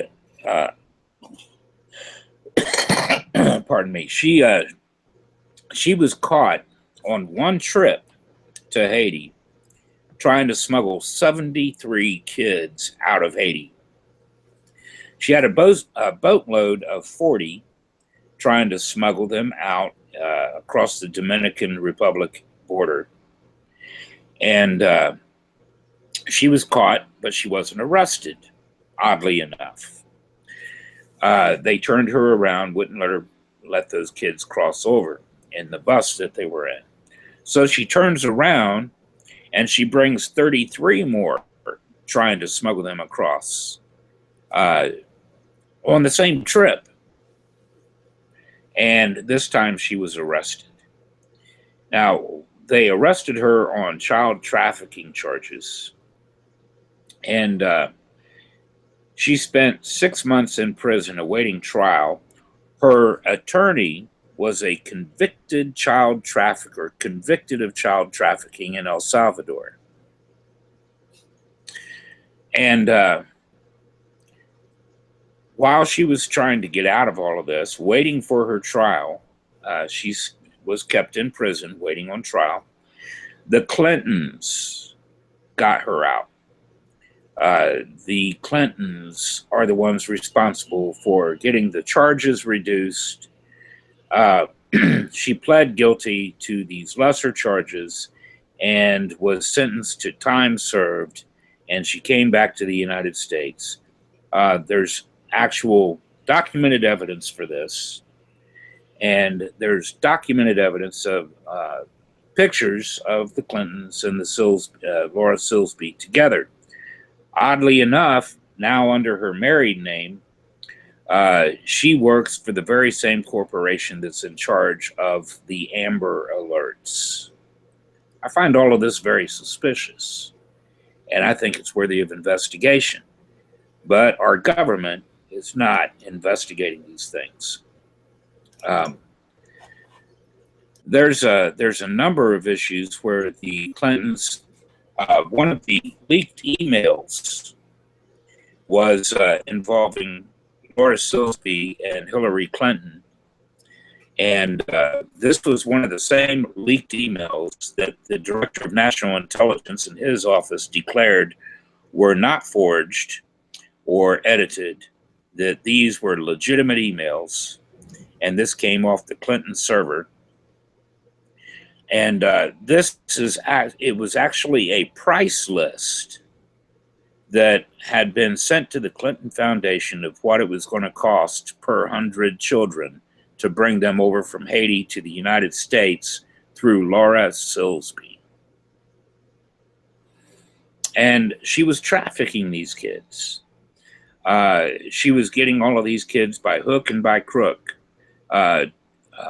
talking parents in a war-torn country, not a war-torn, an earthquake-torn country. Talking parents into letting her bring those kids to the United States, telling them that they weren't going to be adopted out. They would be brought over here for a while to help relieve the family of the burden while it gave the children safety and a safe place to spend a few years while things were being rebuilt, blah, blah, blah, blah, blah. And of course, it was all a lie. She fully intended, she had everything set up to adopt these kids out. So the whole thing is, and this was cost per 100 children in a Clinton Foundation email on Hillary's server. So it's just there's a lot of things that we need to look into. There's a lot of things that the American people are really kind of ignorant of because they're not taking the time to look at these emails. So I go for hard evidence. I know I took a long way around to say that, but I look at what's being said. I look at some charges, and sometimes I don't even wait for the charges. I start investigating these things myself. I would say, I would like to recommend to anybody that's listening to this, there's a YouTuber by the name of George Webb. He's an investigator. And George Webb has done a tremendous job in obtaining and vetting information that came from the WikiLeaks emails that were released on the Clinton Foundation and etc. So you can go to his YouTube channel. It's just George Webb, W-E-B-B, and pull up just video after video after video with nothing but raw data on it. And it's pretty much invaluable information if you're looking into things like this. The type of things that I would call hard evidence. And we have other things too. For instance, we have to ask, back in 2012, I believe it was, when Anthony Weiner was first busted for sexting an underage girl. And it turned out to be more than one underage girl. But at any rate, in 2013, they were just talking about whether or not to investigate and arrest him. 2013. And here it is 2017, and he's still not being properly investigated and still not being arrested. And we have another interesting issue with his laptop. When they confiscated his laptop in 2013, they found out that he had a file called insurance on his laptop. Now, some of you that may or may not know about the corporate world, the mob world, dirty politics world, you know what an insurance file is. If you're familiar with WikiLeaks and Julian Assange, you know that he kept insurance files so that if he turned up dead or missing, all of this information would suddenly be released on the world, and they would have all the dirt on these people. Well, Anthony Weiner had a file called insurance, and you open it up, and it's 650,000 emails, mostly associated with the Clinton Foundation, Hillary Clinton as Secretary of State. And there's for some reason, they're keeping all of this from us. They're not releasing it. They're covering it up. When the New York City police, who confiscated all of this, when they took a look at this, there was big buzz, and people associated with the New York Police Department said that there was enough evidence there they were going to arrest Anthony Weiner. And all of a sudden, everything was silenced. And up until a couple of days ago, you hardly ever heard anything about it. But on March the 7th, they were supposed to suddenly have another hearing about Anthony Weiner and his laptop and all the information in those files. And it was postponed again. Now, this all occurred in 2012 and 2013, and here it is 2017, and the man still hasn't even legitimately been to court for a hearing. So, is there a conspiracy behind this? Is there something going on? It sure looks like it. And it's worthy of investigation to find out exactly what's going on and why this is being hushed up and covered over. So that's the sort of thing that I look at as evidence, and calling for just common sense. We need to vet our evidence. We need to make sure. I get things from people every day, and they'll say, well, look into this, or look into this, or look into this, and this looks interesting. And some of it I use, and I try to give credit where it's due. But some of it I can't use, because when I try to vet it, it just turns out to be unreliable. But there is a lot of information that's handed to me that turns out to be reliable. And it gives us something more to look into. And we start pulling up different sources to vet the information, find out that it's true. And I might do a little video on it. I did a video just the other day on the newest WikiLeaks releases on the CIA. And frankly, there's thousands of people that believe since October of last year, WikiLeaks has been completely taken over by the CIA, and Julian Assange is compromised in one way or another because of a number of things that have happened. And so I did a video on this the other day on the new WikiLeaks releases. And, the funny thing about it is they claim that this is bombshell information, but it's not. The truth is, this is very old information that they've released on the CIA. Some of it went back. I was searching it out myself, looked at the releases and everything that they posted. Of course, I didn't go through absolutely everything. But from Assange's own admission, this is not new information. It goes back to 2004, and most of it is from 2011, 2012, 2013, 2014. And if your own cell phone is outdated in 2 or 3 months, then, and that's commercially available, you can imagine how much more the hacking software used by the CIA, how much shorter its shelf life is, because that's why they're always researching and developing new software for hacking and etc. Because these tools, quite honestly, are detected after just a few months, and everybody knows about it. So they're not outing anybody, and it's just a big hubbub over nothing. It really is. They're not outing anything. The technology that they're claiming to expose has been mainstream news for decades, starting decades ago, and then bringing it up. I can show you news on all of this from years ago. I can show you news on all of this from the mainstream months ago, before the WikiLeaks releases. So, if it's mainstream news, it's nothing new.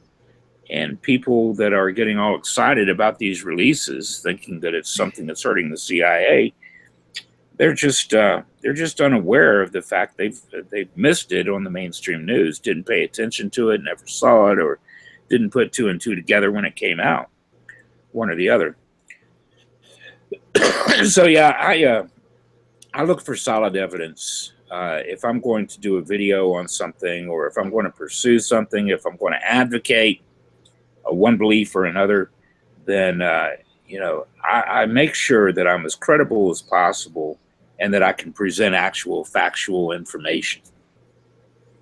All right. I know you mentioned it a minute ago with talking in front of the UN and things like that, and that super soldier video that I got in touch with you on, and I've talked about it.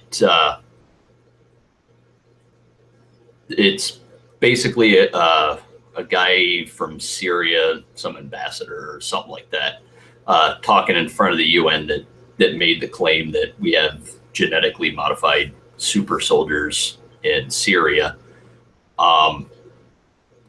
As far as somebody speaking in front of the UN, how much credibility do you give to something like that? Because I know people like me and others that kind of keep an eye on this whole social justice nonsense. What was it, a year ago, maybe? Something like that. Anita Sarkeesian and Zoe Quinn were in front of the UN talking about basically censorship on the internet and how they basically disagreeing with them is harassment and things like that. It was absolutely nuts. If you're critical of them, you're harassing and that whole type of thing, and talking about trying to get some form of censorship on the internet so they're not being criticized or bullied or people being mean to them because they were basically called idiots for saying that video games are sexist, and Zoe Quinn has PTSD because people were mean to her on Twitter. How much, as far as, just speaking in front of the UN, how much credit do you give that? Because I was curious with that guy from Syria making the claim that we have genetically modified super soldiers. It's like, how do you know that they've been genetically modified? Or they, did you catch one of them? Do any type of testing? How are these? How are these people being, I guess you could say, grown? I mean, because it's not, you can't just go in and mess with somebody's genes and turn them into basically Superman, or Spider-Man would be a better example. All of a sudden the guy's DNA is different and he can do all this crazy shit that he couldn't do before. That's a good question. I will say this: the desire to build super soldiers goes way back. We know that the idea is there's nothing new behind that idea. I mean, you can even look at the Spartans. They were basically, they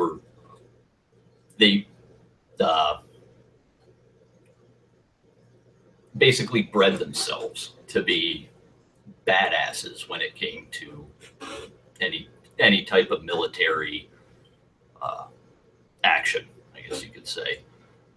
Exactly. They were, the young men were sent out into the wild, and if they came back, they came back. If they didn't, well, fuck them. They weren't strong enough to survive. Well, I will say this. When we had, back in the 1940s, of course, 30s and 40s, Hitler was always looking for a way to, from the very beginning, as far as we can find out, he was very military minded, and he was set on a course of trying to build super soldiers. Super soldier programs have existed in pretty much every developed, strong military nation, whether it's Russia, the United States, China, Korea, what have you. These programs have existed for a very long time. Now, to try to imagine that we don't use every available technology to try to come to this end, when the fact is a lot of the research into these areas are coming directly from the military. It's kind of naive. We have, for instance, we have nanotechnology. We have nanotechnology that is able to affect the genetics of a person. Now, a person's genetics and their epigenetics. Genetics and epigenetics are two different things, and yet they're related. Genetics deals with your actual DNA. Epigenetics can be written into your DNA. Epigenetics comes from outside influences. If you're affected epigenetically, it is an outside influence. I can give you a non-military example of this so that people might understand it a little bit better. For years, a couple of decades, the question raged, is homosexuality genetic or not? And the question went back and forth, and it was studied genetically. And they finally came out with the conclusion that no, it's not really genetic, but it is epigenetic, meaning that outside influences have affected a person in some way where they develop homosexual tendencies, and it can develop at a young age. So homosexuality, though it isn't genetic, it is epigenetic, and it's written into the individual's genetics. And then the interesting thing is epigenetics has no influence on any other of their descendants. In other words, anything that's written into your genetics epigenetically is not passed on to your descendants. So though your regular genetics will be passed on, the epigenetic effects on your DNA are not going to be passed on to your children. So when it comes to super soldiers, I personally believe that we have technologies available to us that allow for the building of super soldiers per se, and the adaptation of our genetics. Our genetics, we've learned how to switch on and off different genes that are in our that we possess. So it's not really a matter of changing a person's genetics necessarily. It can be the simple switching on and off of genetics. For instance, our genes allow us to, when we're in a dire situation, let's say a young mother is in a car wreck and a car flips over on her kid, and she gets out of the car and actually performs a superhuman act, of lifting the car off of her child. Things like this are strange, but they've been known to happen. And it's because of the adrenaline. It is the genetics that allow that adrenaline rush to occur when we are in threatening situations. People run faster, people are stronger during those situations, and etc. And they've learned how to tap into some of this in some ways to an extent. Now, we know that we can tap into some of these things commercially. So how much more are we able to do that we're not able to know about? We can only theorize that some of this stuff is being done because these are things that are not going to be made known to the general public. But it stands to reason that the United States military and other militaries around the world, part of their black budget is spent toward this very thing. And we do have the ability to do this through genetics, make a person faster, stronger, and etc. And we have nanotechnology. Also, nanotechnology can be used to a great extent to do a number of things inside the human body. And nanotechnology, for instance, builds little robots that can be programmed to do anything, basically, pretty much anything. So, if you combined the two, genetics and nanotechnology, I can see how nanotechnology could be applied to genetics to turn on and off various parts of our DNA. So I think that it's very possible. I give that fella a lot of credence. Now, I agree with you on the that standing before the UN doesn't necessarily give a person credence. But when you have a scientist or a doctor standing before the United Nations, that can give them a little bit more credence depending on what they're saying. I agree with you on the social justice thing. And one sad thing that I find is that Barack Obama signed into legislation not long after he stepped down as president a bill that essentially turned over control of the internet in the United States to the United Nations. Yeah, that was October 1st. Yes. And I find that reprehensible. I think that we should be sovereign. I don't think anybody has a right to control our internet. I believe that I'm a free speech advocate. And I believe that the people are smart enough to police themselves when it comes to free speech and what they want to listen to. For instance, if you're out there spreading hate speech, if you're talking about death to this group and death to that group, you're going to have a certain amount of people that listen to you. But most of the people, most common sense people in the world, are going to avoid you like the plague. You'll have no credibility at all with them. And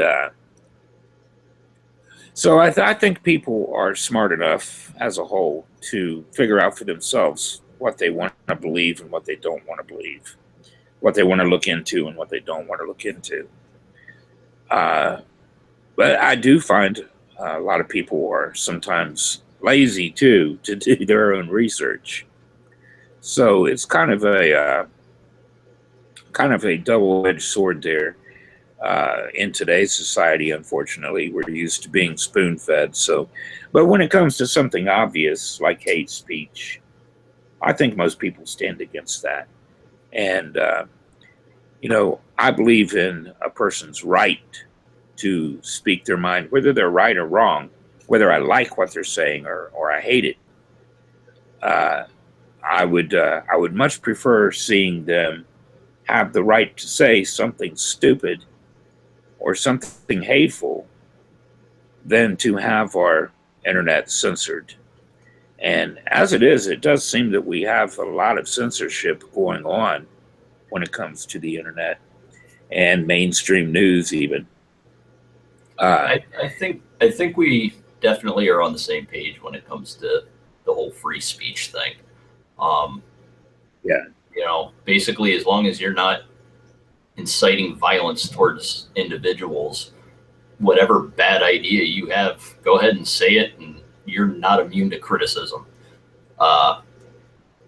As far as like the internet being turned over to the UN, when all that first happened, I was a little apprehensive about things that I may say on my channel,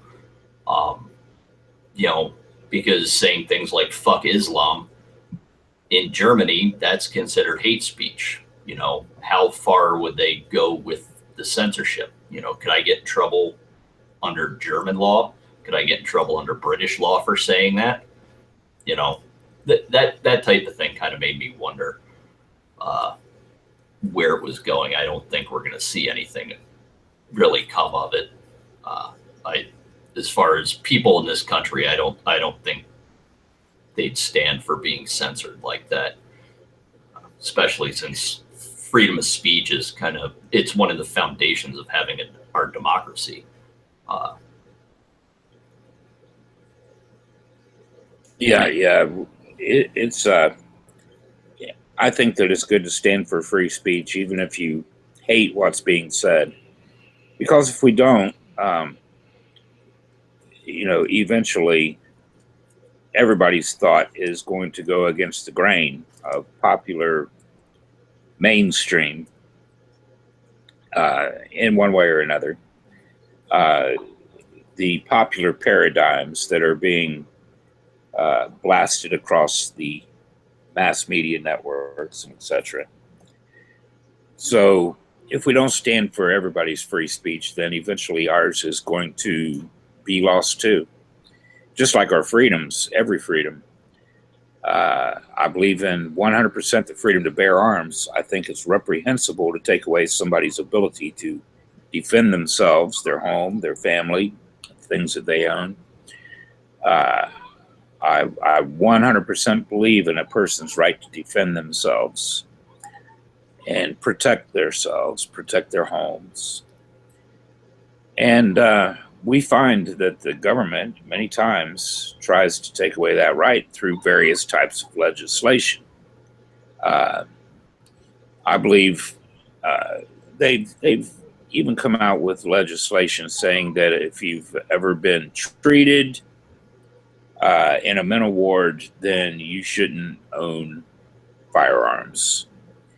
I find that ridiculous because sometimes many people are told to go to a mental ward to be examined, and then they're labeled. And I can't think of a person on earth who has never had a hard time emotionally or mentally.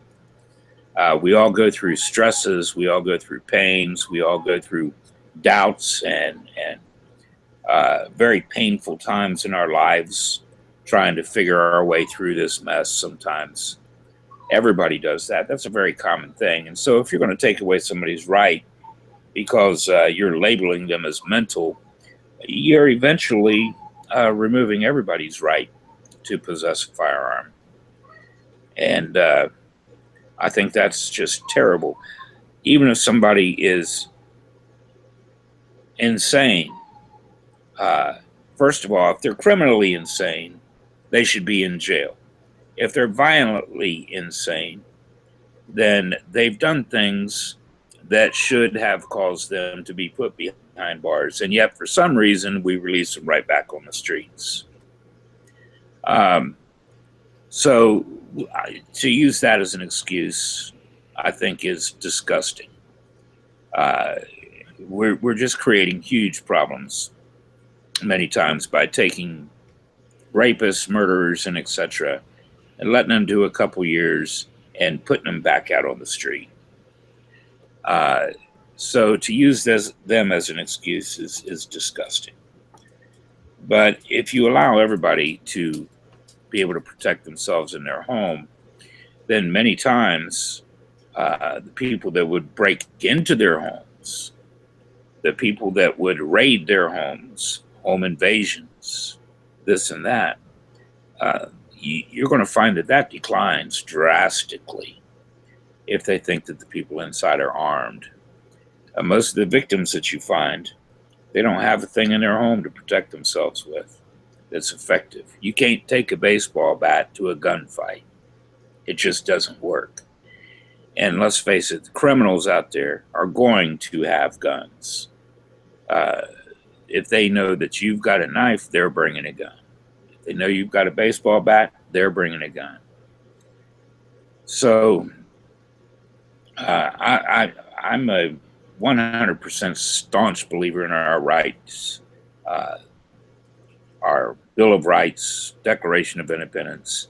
I stand behind it. I think they're beautiful documents. I think that even though we've been hypocritical at times and not applied them to everybody as we should have, the documents and the ideas behind them, I stand behind 100%. All right.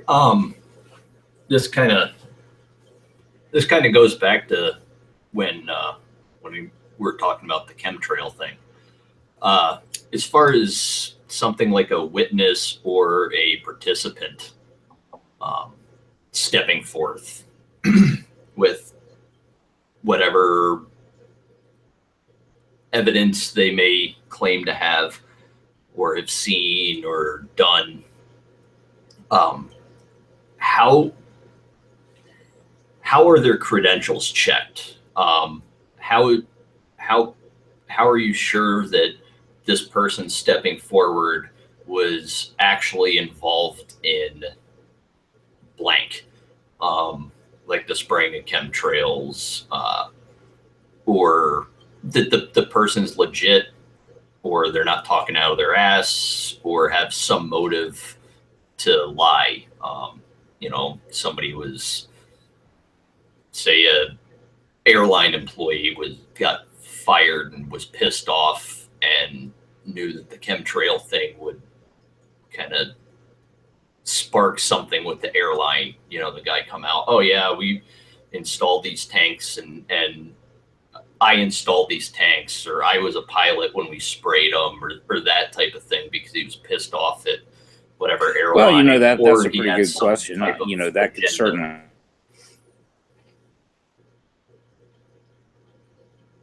Oh, did we freeze up again?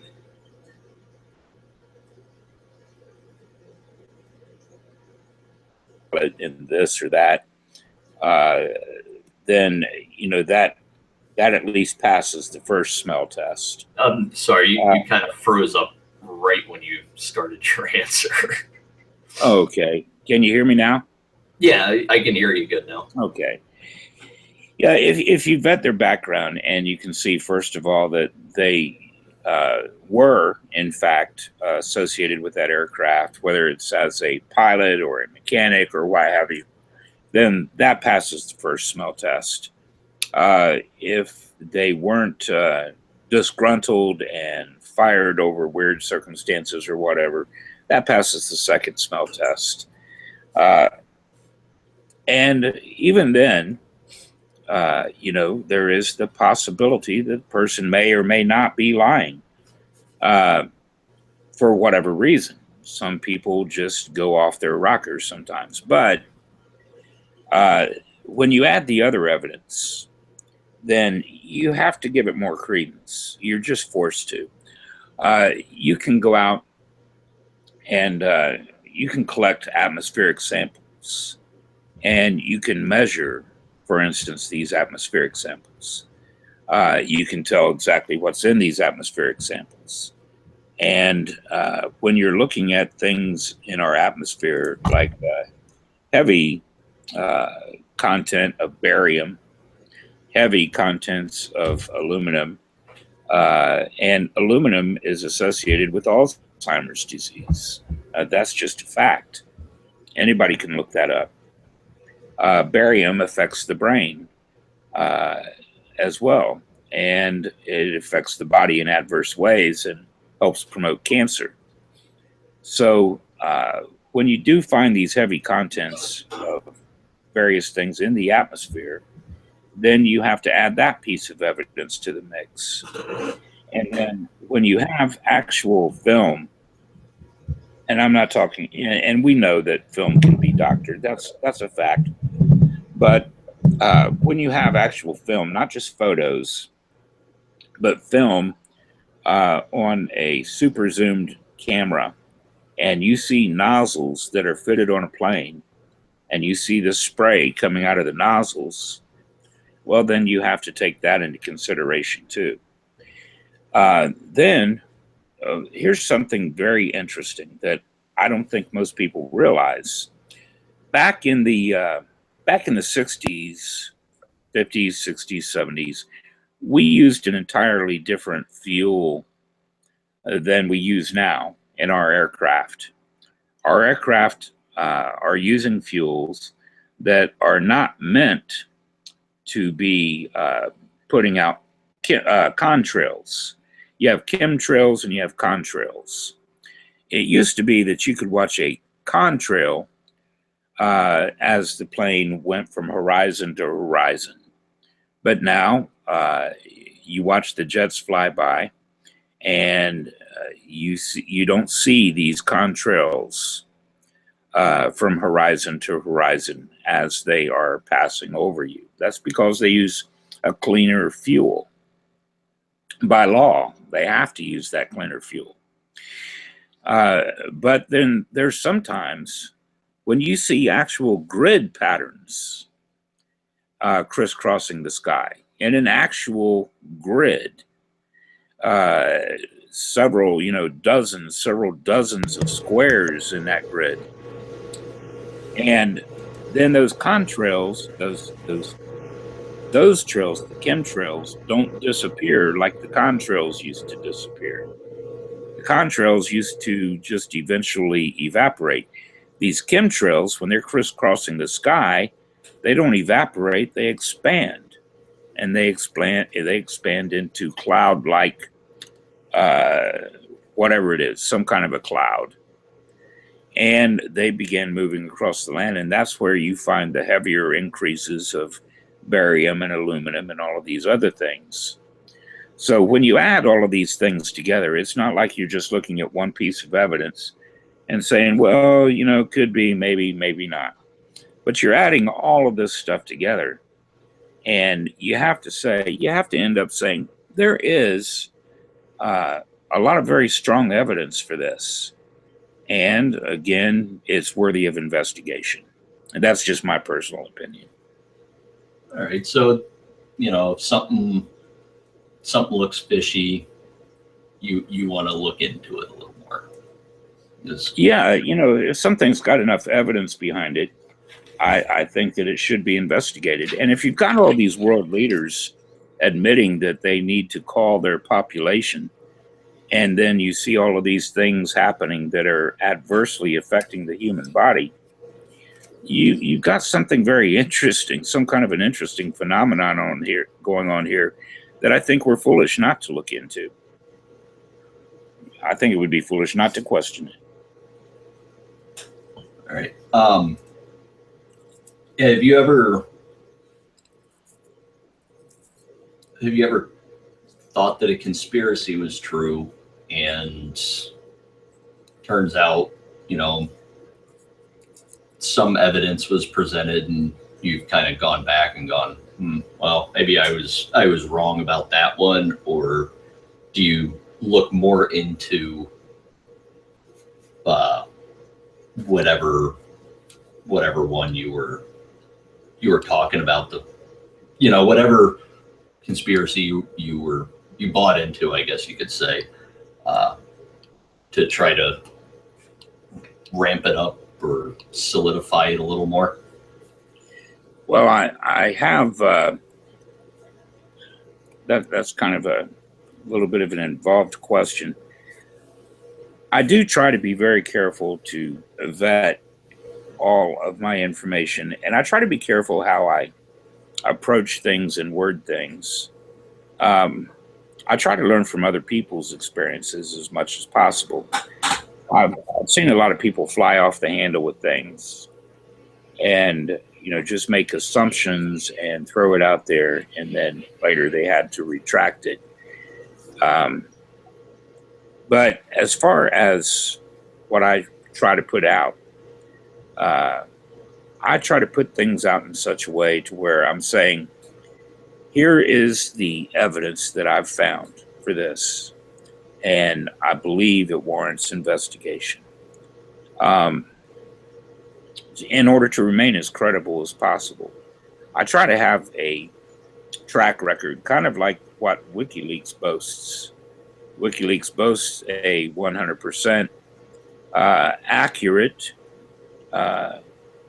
release record. And, they've been, I will admit that they're very good at that. Now, even though there's thousands of us that believe WikiLeaks has been taken over and that they're now compromised, that's not to say that the information they're releasing is untrue. I do still give credit for this newest release, for instance, CIA documents. They're all true from everything I've been able to see. There's no discrepancy in whether or not it's true or untrue. I believe they're 100% true. My argument is that it's not that it's untrue what they've released, but that it's old information that's already been mainstream news for years. So why are we getting all excited about it?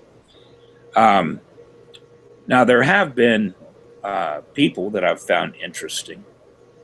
There have been bits of information that I found interesting that I've gone on to vet and find out that they held no water. But I'm still careful. Uh, I'm not one to just throw that out there and say that I believe this is true or what have you. This is during the investigative stage when I'm looking into things and I'm actually vetting the information. When I find interesting people or interesting bits of information that I think is worthy of my further research before I put it out there, then sometimes I have to toss it. Sometimes, even though it perked my interest, it turned out not to be true.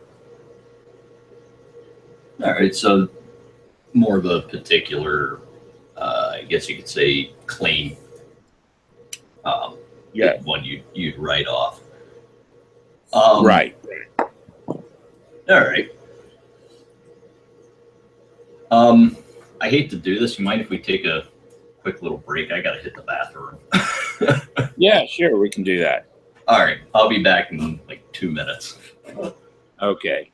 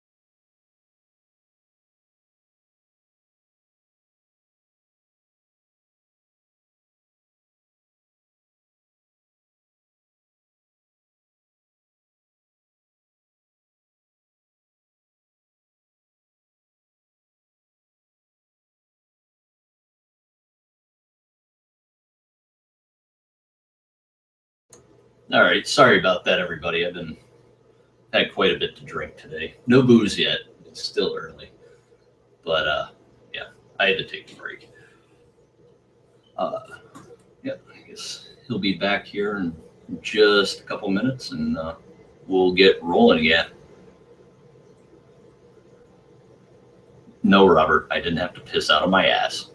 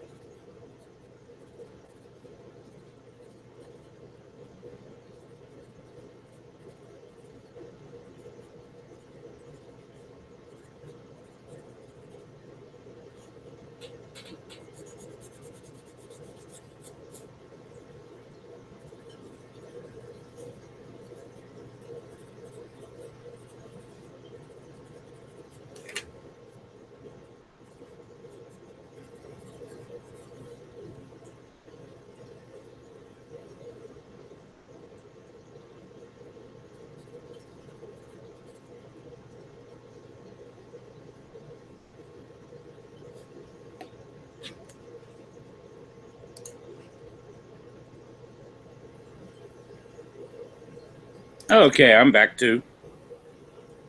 right. All right. I know this is probably going to be a big can of worms, but I know by some of your videos that you deny evolution, and I'm going to go out on a limb and assume that maybe man's involvement in climate change. If I'm wrong about that, go ahead and correct me. But as far as, I guess, I see something like that as a conspiracy. I mean, you've got a consensus of scientists within the related fields, you know, biologists, geneticists, people like that, saying, yes, evolution is real. It does occur. It is a thing. And same with climate change. Something on that grand a scale where, you know, it's all these people worldwide that, especially scientists, they really don't have any real vested interest in pushing forth something like evolution or man's involvement in climate change. You know, they don't really have anything to benefit from it. And if they're shown to be putting things out there that are false, they're basically ripped apart by their peers. And their credibility as scientists is basically destroyed. Where, like, how big do you think something can get?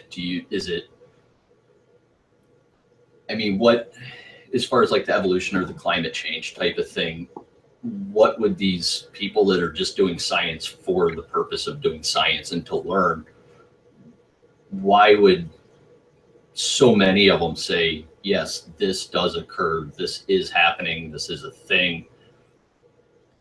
And you don't have, you know, you don't have the leaks like you do with government and stuff like that, saying, oh yeah, it's, you know, some big hush hush type of thing. Well, that's a good question, and of course we're getting we're kind of changing realms here a little bit, but that's I'm just kind of looking at, like, you know, some grand scope. Yeah. You know, when you have so many people saying this is happening, this is occurring, this is what we know, you know, but then to deny it, to me, it seems like, you know, you're saying that they're involved in some sort of grand conspiracy to. Well, let me clarify something that I believe in this and exactly what I believe, and then I'll go into the why. Yeah, by all means, if I've misconstrued anything. No, that's okay. First of all, I don't believe that everybody is involved in a grand conspiracy. Like evolutionary scientists, for instance, biologists, geneticists, paleontologists, evolutionists. I don't believe that everybody is involved in a grand conspiracy. I believe you've got several types of people in all of these fields.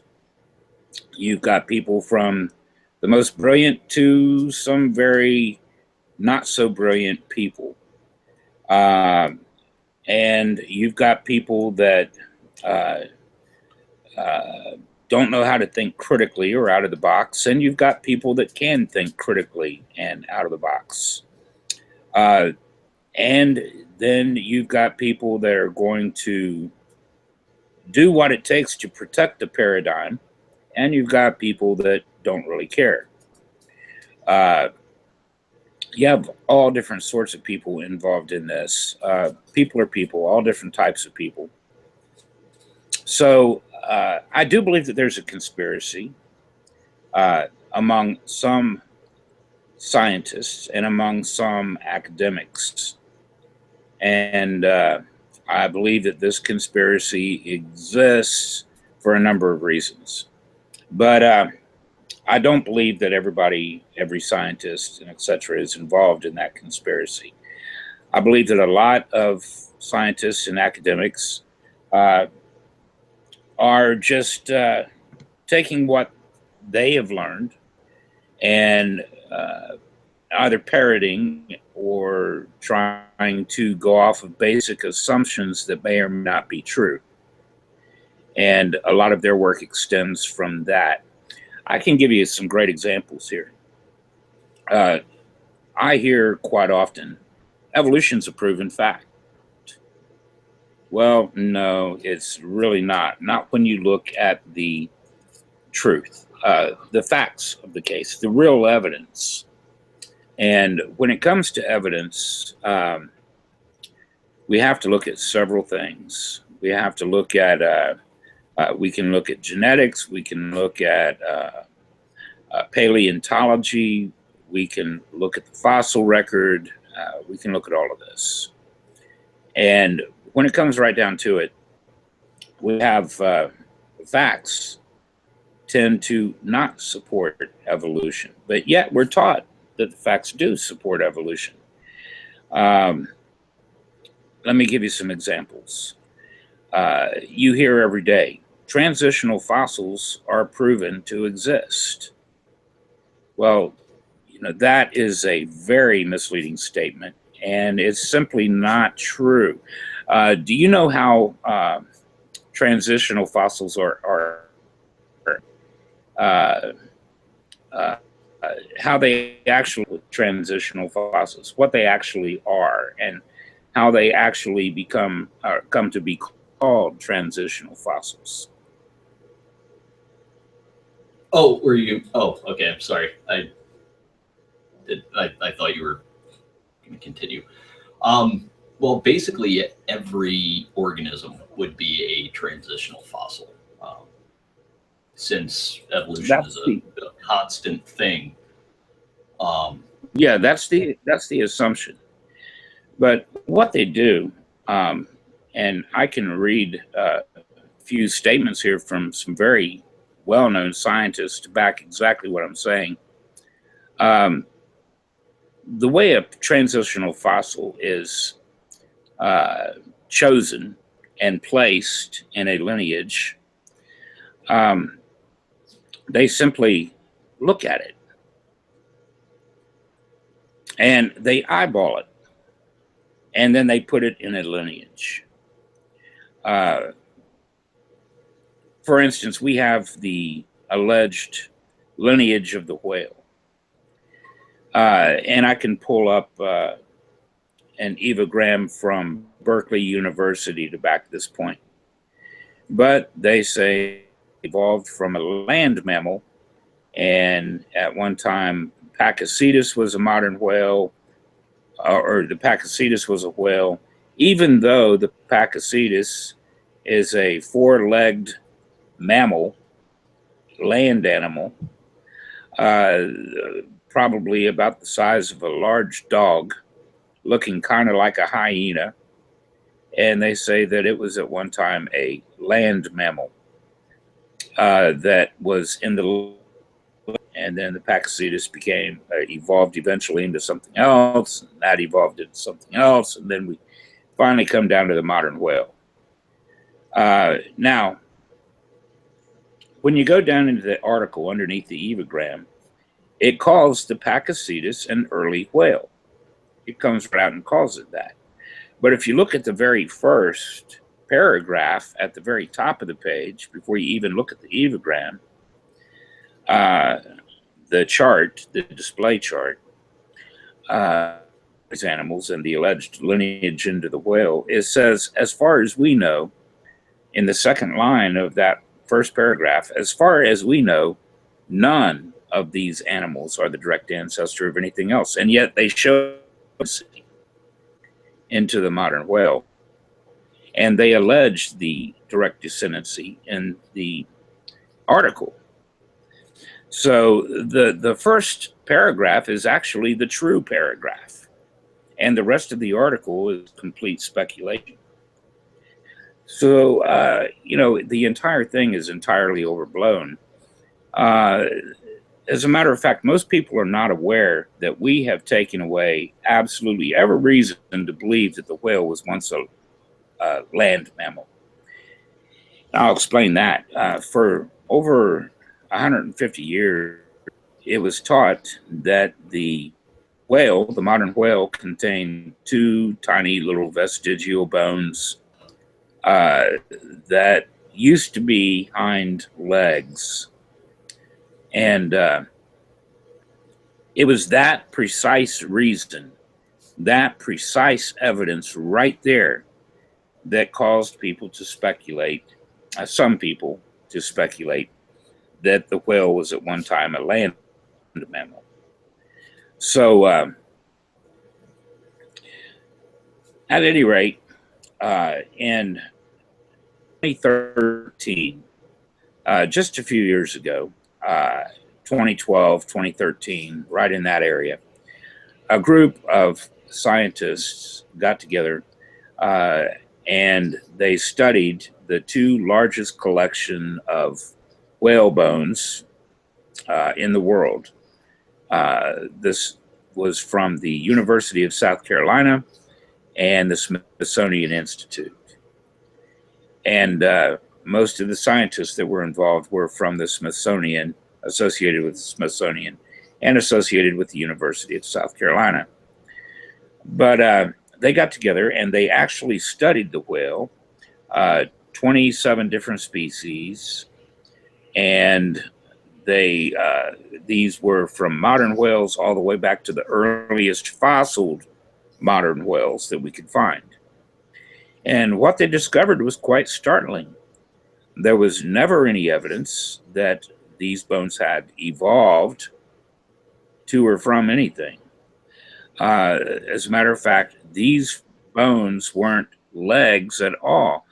They were directly connected, not to the skeleton, but by a series of muscles connected to the penis.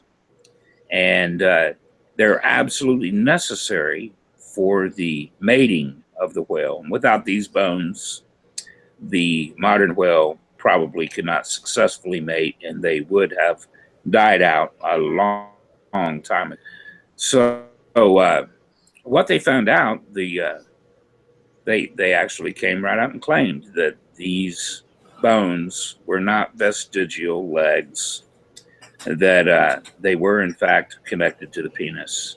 And as far back as they could find a modern whale, these bones have shown no sign of evolution. They have always been directly connected to the penis and necessary for mating. And this was 27 different species of whale, from the most modern to the most ancient. So what I like to say is that, see, this is how I believe. I am a Christian, and even though I'm a Christian, I fully accepted the possibility that exists, and I believe he does. I believe there's ample evidence for that, and personal evidence. Then he is able to, he wanted to. If he wanted to use evolution, he was fully able to set that process in motion. If he didn't want to use evolution, he didn't have to, according to how I see it. Of producing any sort of animal he wanted to, any way he wanted to. So when I first started, I started looking into this because I simply wanted to know. I don't care about the hype. I don't care about the speculation. I wanted to know what the facts were. And I found that the facts are not as exciting as the overblown speculation. The evidence of evolution is simply not what it's claimed to be. When we call transitional fossils, they take all of these animals, for instance, in the alleged lineage of the whale, and they put it in the same lineage, and they say, okay, this evolved into this, which evolved into this, which evolved into this over a long period of time until we had the modern whale. And yet they have absolutely no proof whatsoever that that actually happened. It's speculation, just complete speculation. Um, so what I say is that we simply do not have the sure evidence that is claimed. It just isn't there. Now, what I'm saying here is actually backed up by several people. The fellow that used to run the American uh, Museum of National History in Washington, D.C., made this point. And he was an evolutionist. Um, there's another fellow, Dr. Patterson. Let me see if I can remember his full name. Just give me a second here. Colin Patterson, Dr. Colin Patterson. He was the senior paleontologist at the British Museum of Natural History.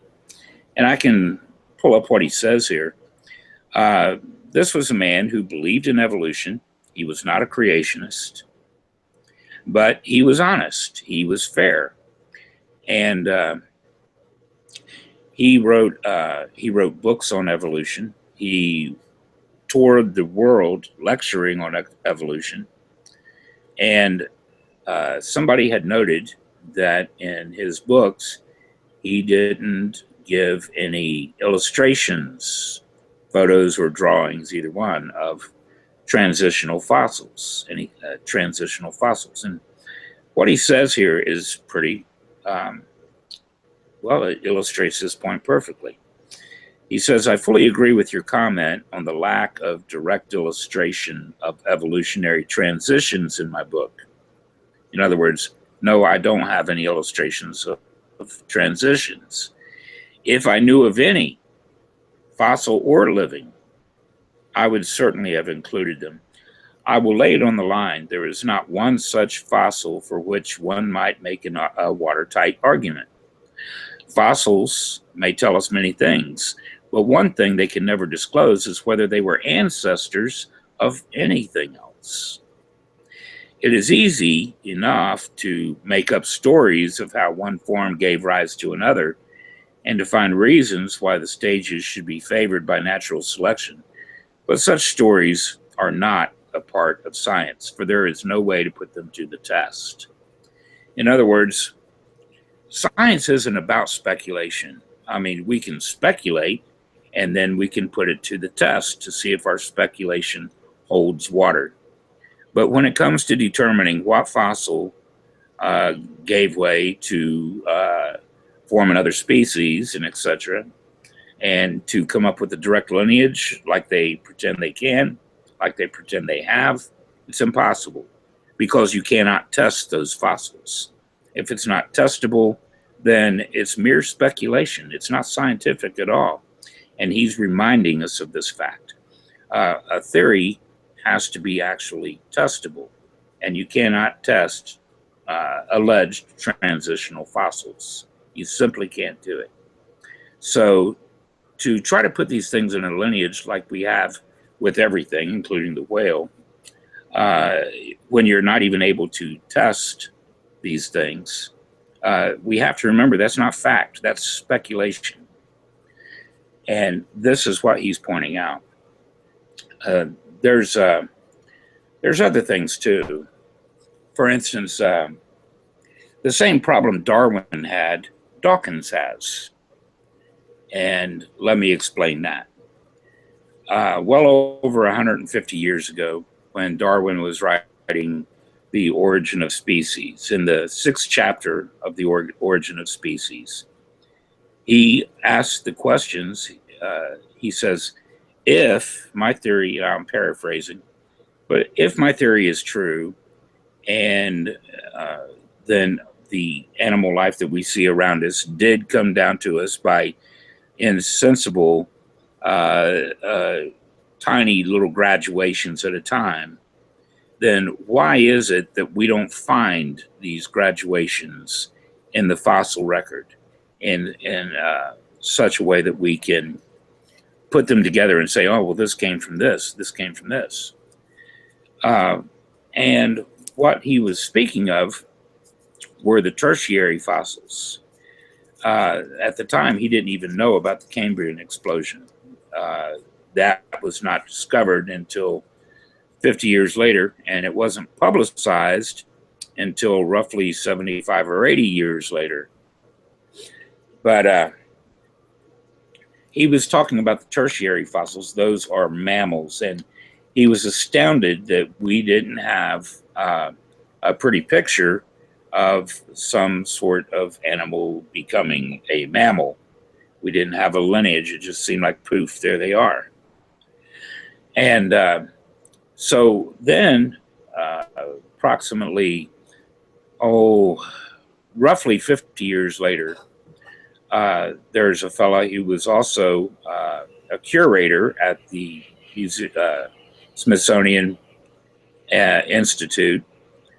He was up in Canada, and he discovered what was called the Burgess Shale fossils. And the Burgess Shale fossils were our first glimpse into the Cambrian explosion.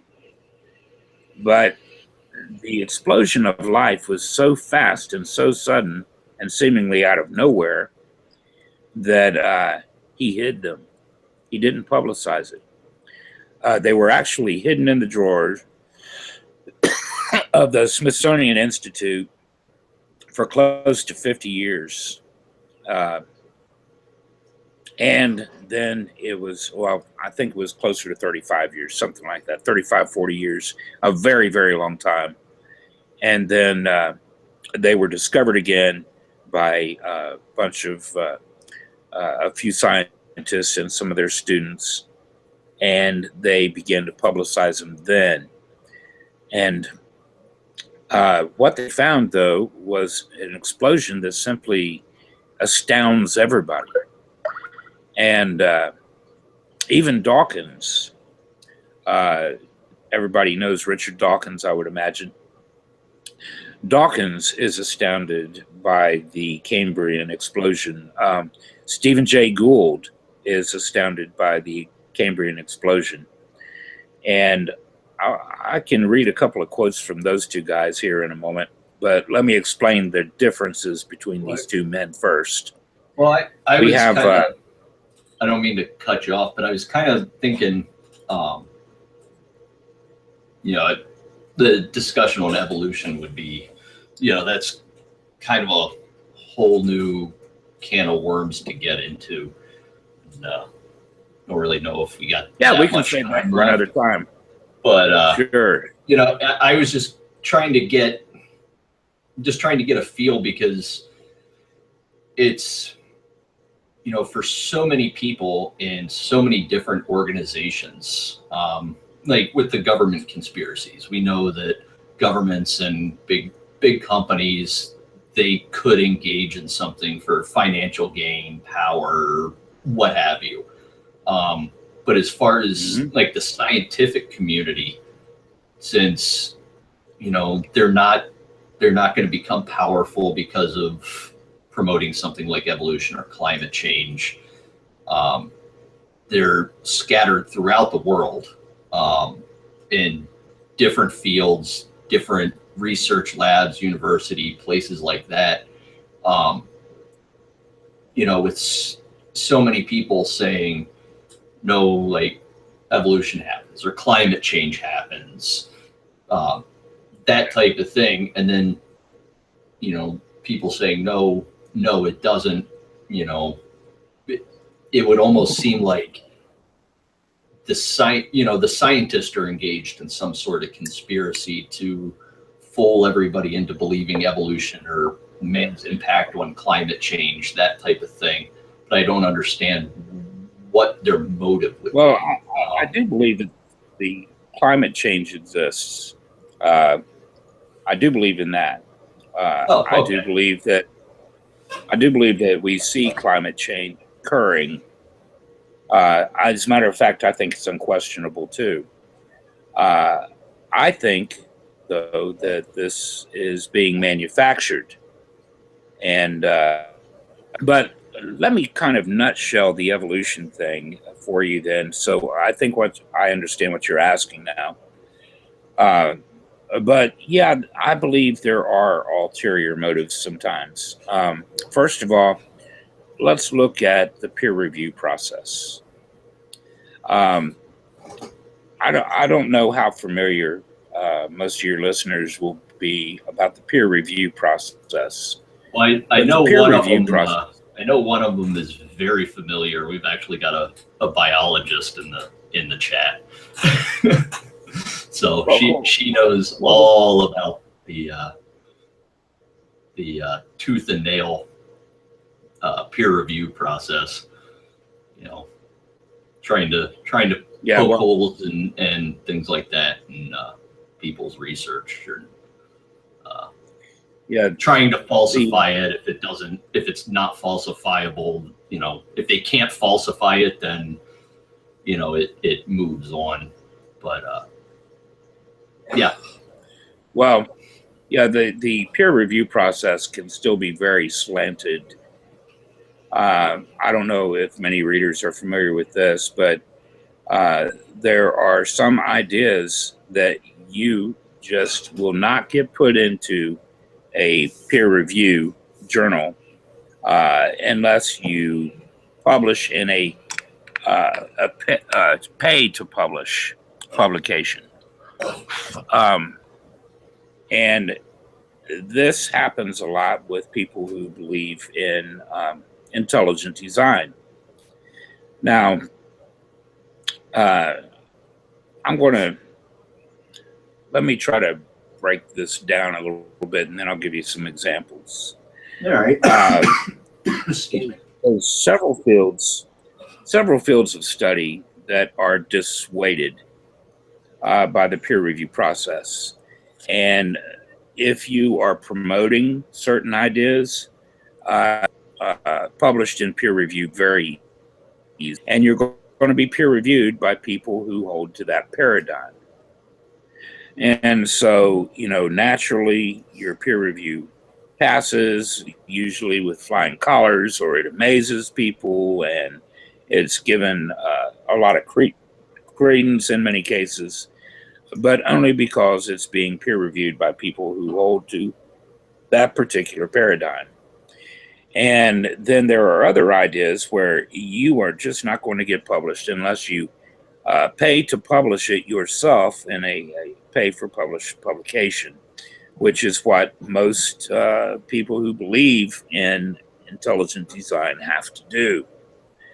Uh, and then they get a lot of bounce back for this reason. Um, the same goes with several other sciences. For instance, okay, we can use 9/11 as an example because this illustrates it beautifully. Uh, when 9/11 occurred, there were thousands of legitimate architects, legitimate engineers, legitimate scientists of several types that looked at all the evidence, and they said there had to be explosions to cause this to happen. There had to be some sort of incendiary material other than a jet flying into the tower to cause it to crumble to powder the way it did and fall. To date, the only three buildings that ever fell allegedly because of fire or airplanes or fire, and there have been other buildings struck by airplanes, the only steel structures to ever fall were the Tower 1, Building 7 of the World Trade Center. It's the only time in history that this has happened. And Building 7, they claimed that it fell 20 minutes before it fell on the BBC. And you can pull up their footage. I remember actually seeing this live where they claimed it fell 20 minutes before it fell. And witnesses who claimed that there were all kinds of secondary explosions going on, etc. One explosion happened even before the impact of any of the planes. in the basement. One city official claimed that in Building 7, he stepped over dead bodies, this and that. But the commission report said that there were no dead bodies in Building 7. There's a lot of conflicting evidence with the reports, the official report. So a group of scientists got together. Niels Harrit was from Denmark, and he was a very reputable scientist. And he had a team of 8 other scientists. And they actually tested some of the debris from the World Trade Center, some of the ash. And they found evidence of both exploded and unexploded nanothermite. And now nanothermite is not meant to be like a high explosion. It's meant to cut steel. It's not like a nuclear bomb going off. It would have been specifically used, if it was used at all, to cut the core, the steel girders, the steel core of the Trade Center, so that it could fall. It could pancake like it did. Without something being used to cut the core, then you would have had a standing structure of these the steel core, and you simply didn't have it. So Niels Harrit and his team found that there was indeed nanothermite found in the dust debris. And when they went to publish it, nobody would publish his work. Nobody. They simply wouldn't put it in to be published. He was forced to use a pay for published publication. And then they used that, the fact that he had to use a pay to publish publication, they used that to try to discredit his work. So he did have peer reviewers, and one of his work passed peer review. One of his peer reviewers was a fellow by the name of Griscom, David Griscom. And David Griscom had an illustrious couple of men who have studied the moon rocks for NASA. He worked with DARPA. He was a naval physicist for well over 30 years. Worked at the top naval lab just outside of DC. And he had an absolutely stellar career. He has a Hirsch rating of like 58, and which is for his field of study, that's a rather high Hirsch rating. And meaning that if you have a Hirsch rating of under 20, then you're not considered a scientist. If you have a Hirsch index rating of 40 or above, then you're considered a top scientist, most likely working in a top lab. And when David Griscom peer-reviewed this, he looked at all the results, he looked at all the testing, he looked at all the photographs, he looked at all the material. He's a scientist for the Department of Defense, United States military, DARPA, and NASA. He said, this is nanothermite. Now, when you have a man of that caliber backing the work, you've got something. Now, the government, on the other hand, of course, caught in an embarrassing position, because here you have a very notable scientist in Niels Harrit, very respected, and a team of 8 other scientists declaring this. And then you have a top U.S. military scientist that's had nothing but an absolutely stellar career saying, yes, this is nanothermite in peer review. Then they were obviously embarrassed. They couldn't find anybody to try to debunk this. And they finally found this little fella named Jimmy Millet. And little Jimmy Millet had a Hirsch index rating of 16. In other words, he wasn't even considered a credible scientist. And although he stayed employed all of his life, I'll give him that, his Hirsch index rating was only 16. He was only given $1,000. Now, how much of that $1,000 was he going to keep? Well, he come out with a study to say, well, no, this is not nanothermite. These are red paint chips. Now, here you have a guy that's never worked with explosives, never worked with a forensic lab, never touched nanothermite. An incredible scientist who had a stellar career and an absolutely beautiful Hirsch index rating, who has peer-reviewed over, I think it was 800 articles himself. He's written several hundred and was the primary author, written several hundred more and was a co-author of peer-reviewed literature. The evidence there is just astounding. And the comparison between the two, there's no comparison. The fellow that tried to debunk this nanothermite idea was not a credible scientist compared to several credible scientists, one of which was a military career scientist who had also worked with NASA, DARPA, and etc. That's just what I'm talking about, the paradigm.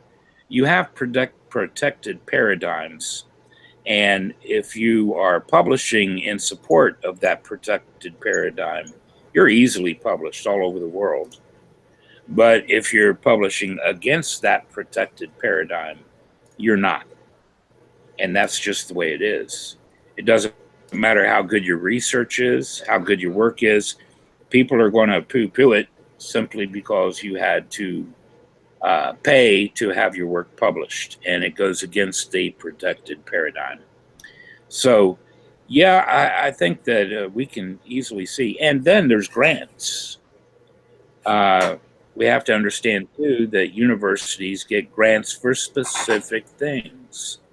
So if you're doing evolutionary research, you're going to get government grants. If you're doing research that has to do with intelligent design, you are not going to get government grants. You're just not going to get it. So, well, something, I guess we can go into the evolution, intelligent design, scientific thing for a second. If the person promoting intelligent design were able to show concrete evidence, have it peer reviewed, tested, confirmed, go through that whole gauntlet, and still come out the other side like evolution has, that person who made those discoveries, I mean, you're looking in like Nobel Prize winning scientist here, and they'd have money thrown at them to do more research. So, it kind of, how to word this?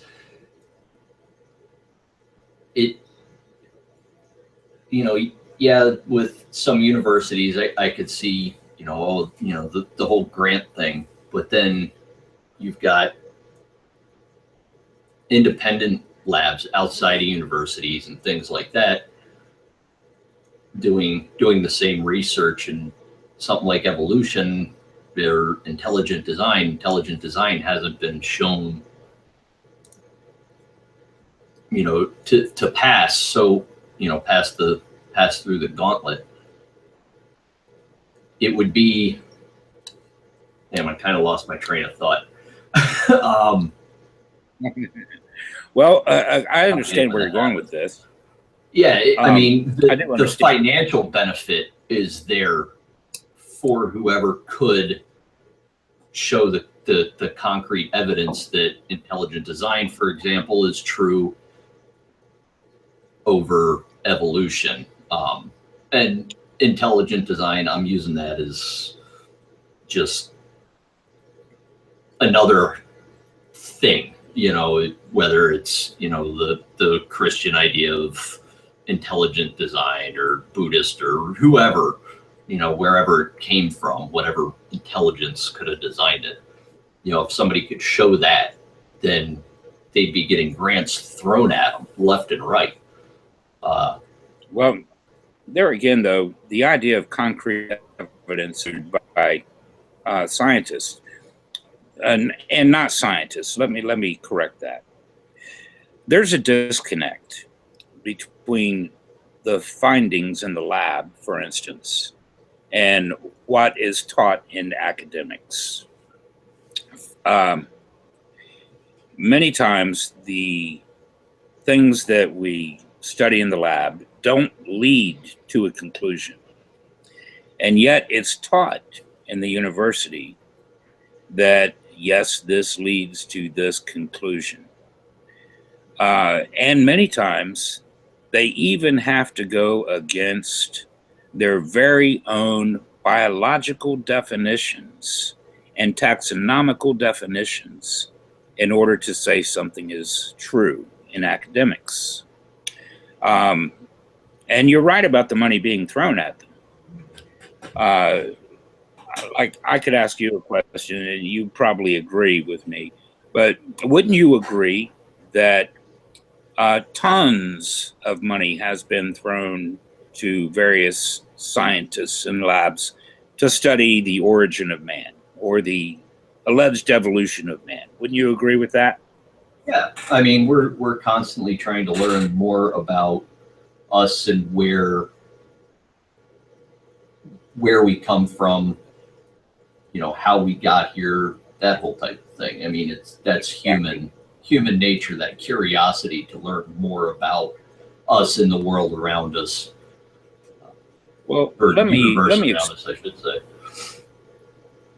I'll expound a little bit and just show that the evidence that we have isn't as concrete as our academics would have us to believe. And scientists are in a position that they either have to tell these academics, shut up and represent our findings correctly, or they can shut up and say, okay, send me more money. And I'm going to say that the majority of them would shut up and say, send me more money, even though their results are being misrepresented. Now, for a number of years, ever since we knew about Neanderthal, it was speculated for a number of years, and that's changed since then, but it was speculated for decades that Neanderthal was an ancestor of mankind. And then eventually they changed that speculation to say that Neanderthal is, in fact, another species, and he is not in a direct ancestry of man, but he is a distant or a cousin of mankind, and definitely another species. That's where we stand now. But here's what is wrong with that. First of all, and I could include Homo erectus. They claim that DNA proves that mankind is a direct descendant of Homo erectus. Do you realize we don't have any Homo erectus DNA? It doesn't exist. We don't have any at all.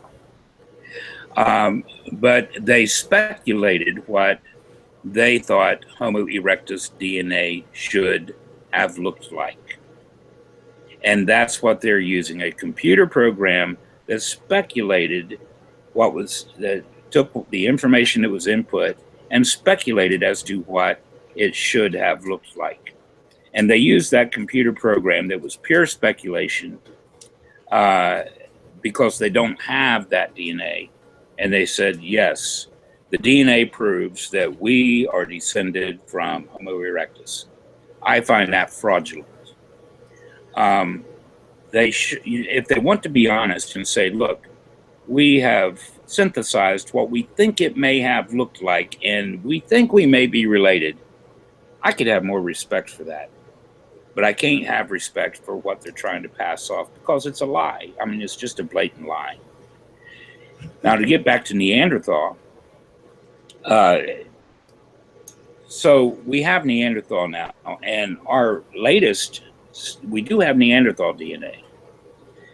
And our latest DNA information tells us that 20%, 20 to 25% of the Neanderthal DNA does exist in some portions of mankind. So, and it's not all. You don't find Neanderthal DNA, for instance, in native Africans. It was a Northern European. Right. You find it in Europeans. So up to 25% of the Neanderthal DNA is preserved in Europeans. So now, what does this tell us? This tells us specifically that mankind, modern man as we know it, and Neanderthal successfully interbred and produced offspring. They produced fertile offspring so that that DNA could be passed on and passed on and passed on. Now, let's look at the definition of species and speciation.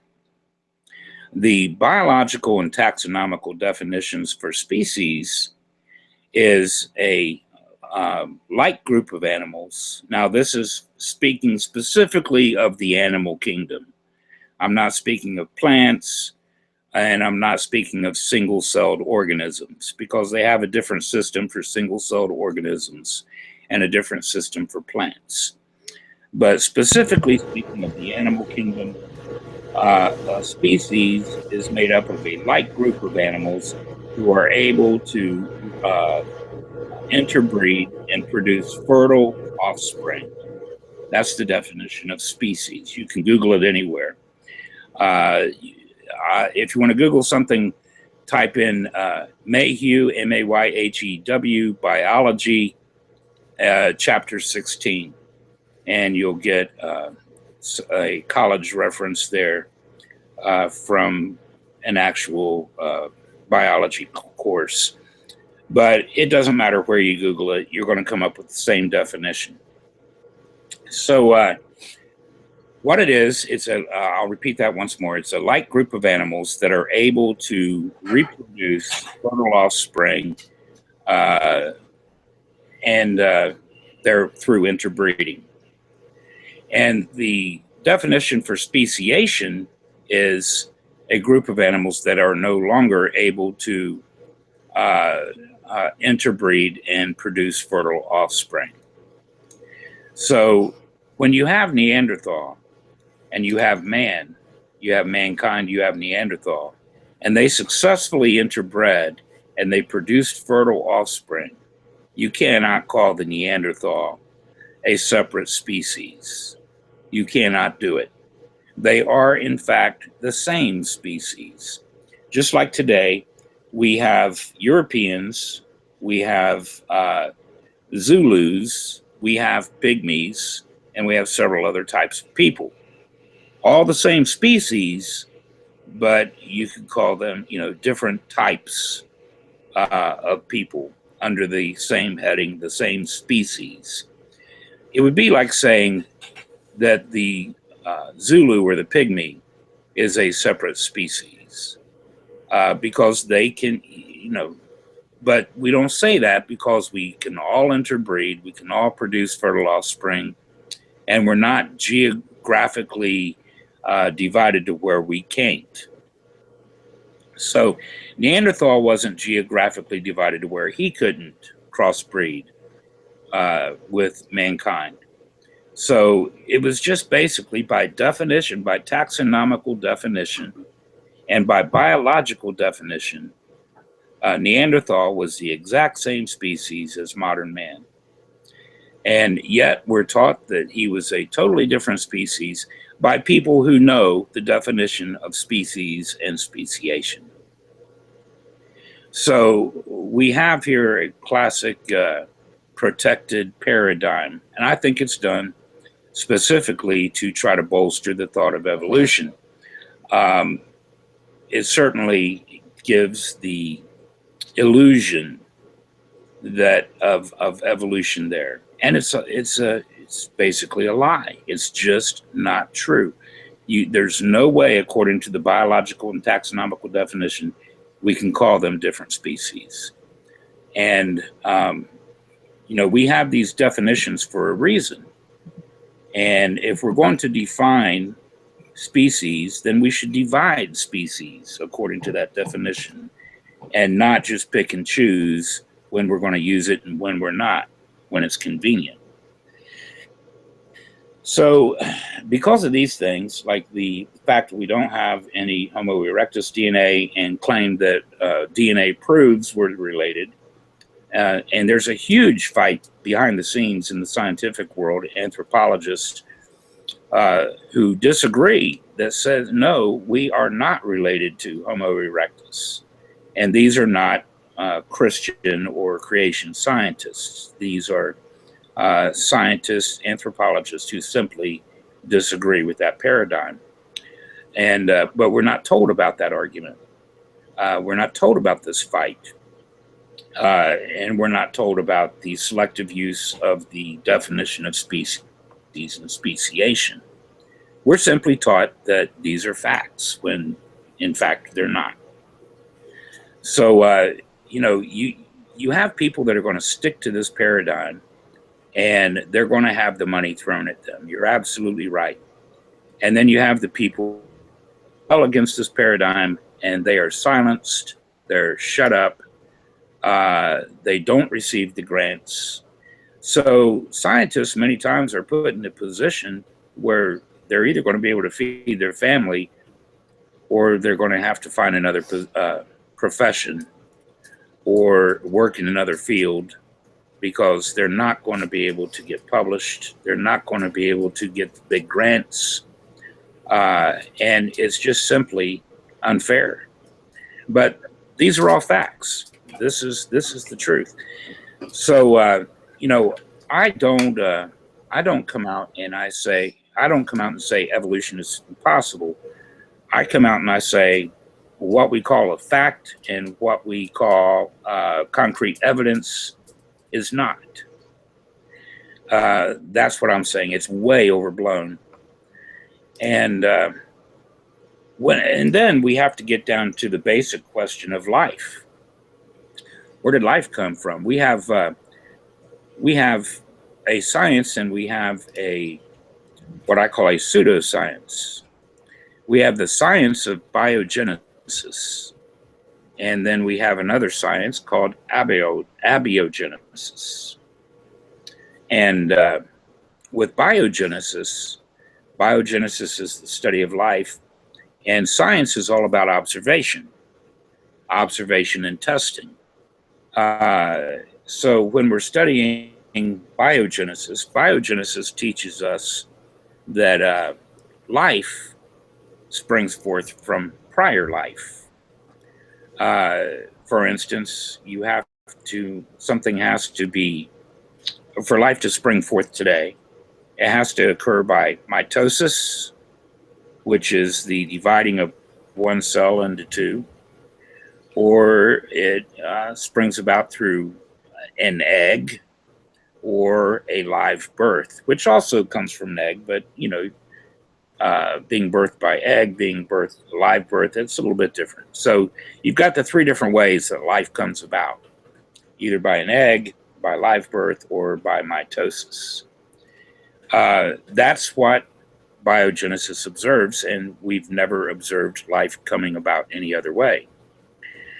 Um, Abiogenesis speculates that life just suddenly appeared basically spontaneously when conditions existed for uh, a series of chemicals and acids and etc. and other biological materials or other materials, non-biological. They suddenly combined, and what are you going to say? Did this just wake up one day? Did it just suddenly spring to life? This little grain of whatever when these amino acids and everything else combined? Did it just suddenly spring to life, a non-animate object? Or did it give birth to something that sprang to life? You know, either one sounds ridiculous. And abiogenesis has never, ever been observed in a laboratory or in nature. It's never been recreated. And with all of our technology, with all of our labs, with all of our many scientists working on this, with all of these breakthroughs that we claim, it's never occurred. And I've heard people say, well, you know, they've created RNA, but, well, you have to understand this. They had to use previously living cells to create RNA. They didn't just create it from scratch. They used previously existing E. coli cells in order to create this RNA. So no, they haven't created anything. They've never witnessed anything springing to life from nothing. The only thing we continually observe is that life has to spring forth from other life, which is consistent with the belief in a God, and inconsistent with the idea of abiogenesis. So there we go. It's just kind of when you get down to the basics, when you get to what information we actually have, there's no concrete evidence for evolution. There's speculation on some things that may have occurred, and they have a little bit of evidence that they've tried to work on, but we find deception at every turn, like changing the thought of what a species is, not sticking to the classical definitions, and claiming that we have DNA that we don't have, and claiming that we've created life when no, we used previously existing living material to create RNA, and even then we weren't able to create life. We just created the RNA. So, you know, when it comes down to concrete evidence for evolution, there really isn't any. It all ends up still with speculation. So no matter what we're going to believe, when it comes right down to it, you're going to be speculating. Whether you are an evolutionist or you are an intelligent design believer, you have speculation. But there was actually evidence given by, some people may have heard of Sir Conan Doyle, Sir Arthur Doyle, I'm sorry. No. Hoyle, Hoyle, not Doyle. I'm thinking of Sherlock Holmes. But yeah, we had a man by the name of Hoyle, Hoyle, one of the greatest mathematicians of all time, who was also very well studied in biology and evolution and etc. And he was teamed up with a fellow named Chandra something, big long Indian name. But Chandra actually testified in court that intelligent design and etc. should have an equal footing in our schools with evolution, simply because of the question of abiogenesis. Uh, he went on to say that the conditions for life to just suddenly, spontaneously occur, and all of these amino acids and etc. together and combine randomly to form life, and then for that spark of something to occur that we've never been able to figure out that caused this stuff to come to life. He says these conditions have never even existed on Earth, and that just for two of these acids to randomly combine in a proper sequence to bring forth life are 1 in 10 to the 40,000th power. And in other words, you might as well call it an impossibility. And he says that that's not just on Earth, but anywhere in the universe. It's 1 in 10 to the 40,000th power. That's 1 in 10 with 40,000 zeros following it. Now, I'll tell you how big a number that is. I hate to cut you off, but before we get too much into things, I'm gonna have to kind of start thinking about wrapping this up. We've been going for about 3 hours now. Yeah, that sounds good. I've got to get ready for another program this evening too. All right. But yeah, I appreciate you having me on. Is there anything else you'd like to wrap up with, or? Actually, I was gonna just say thanks for coming on and talking a little bit about the whole conspiracy thing. Yeah, I don't know if there's anything you'd like to say to the audience before we call her quits. Well, I appreciate you having me on. No problem. I'm sure I didn't convince a lot of naysayers, but that's okay too.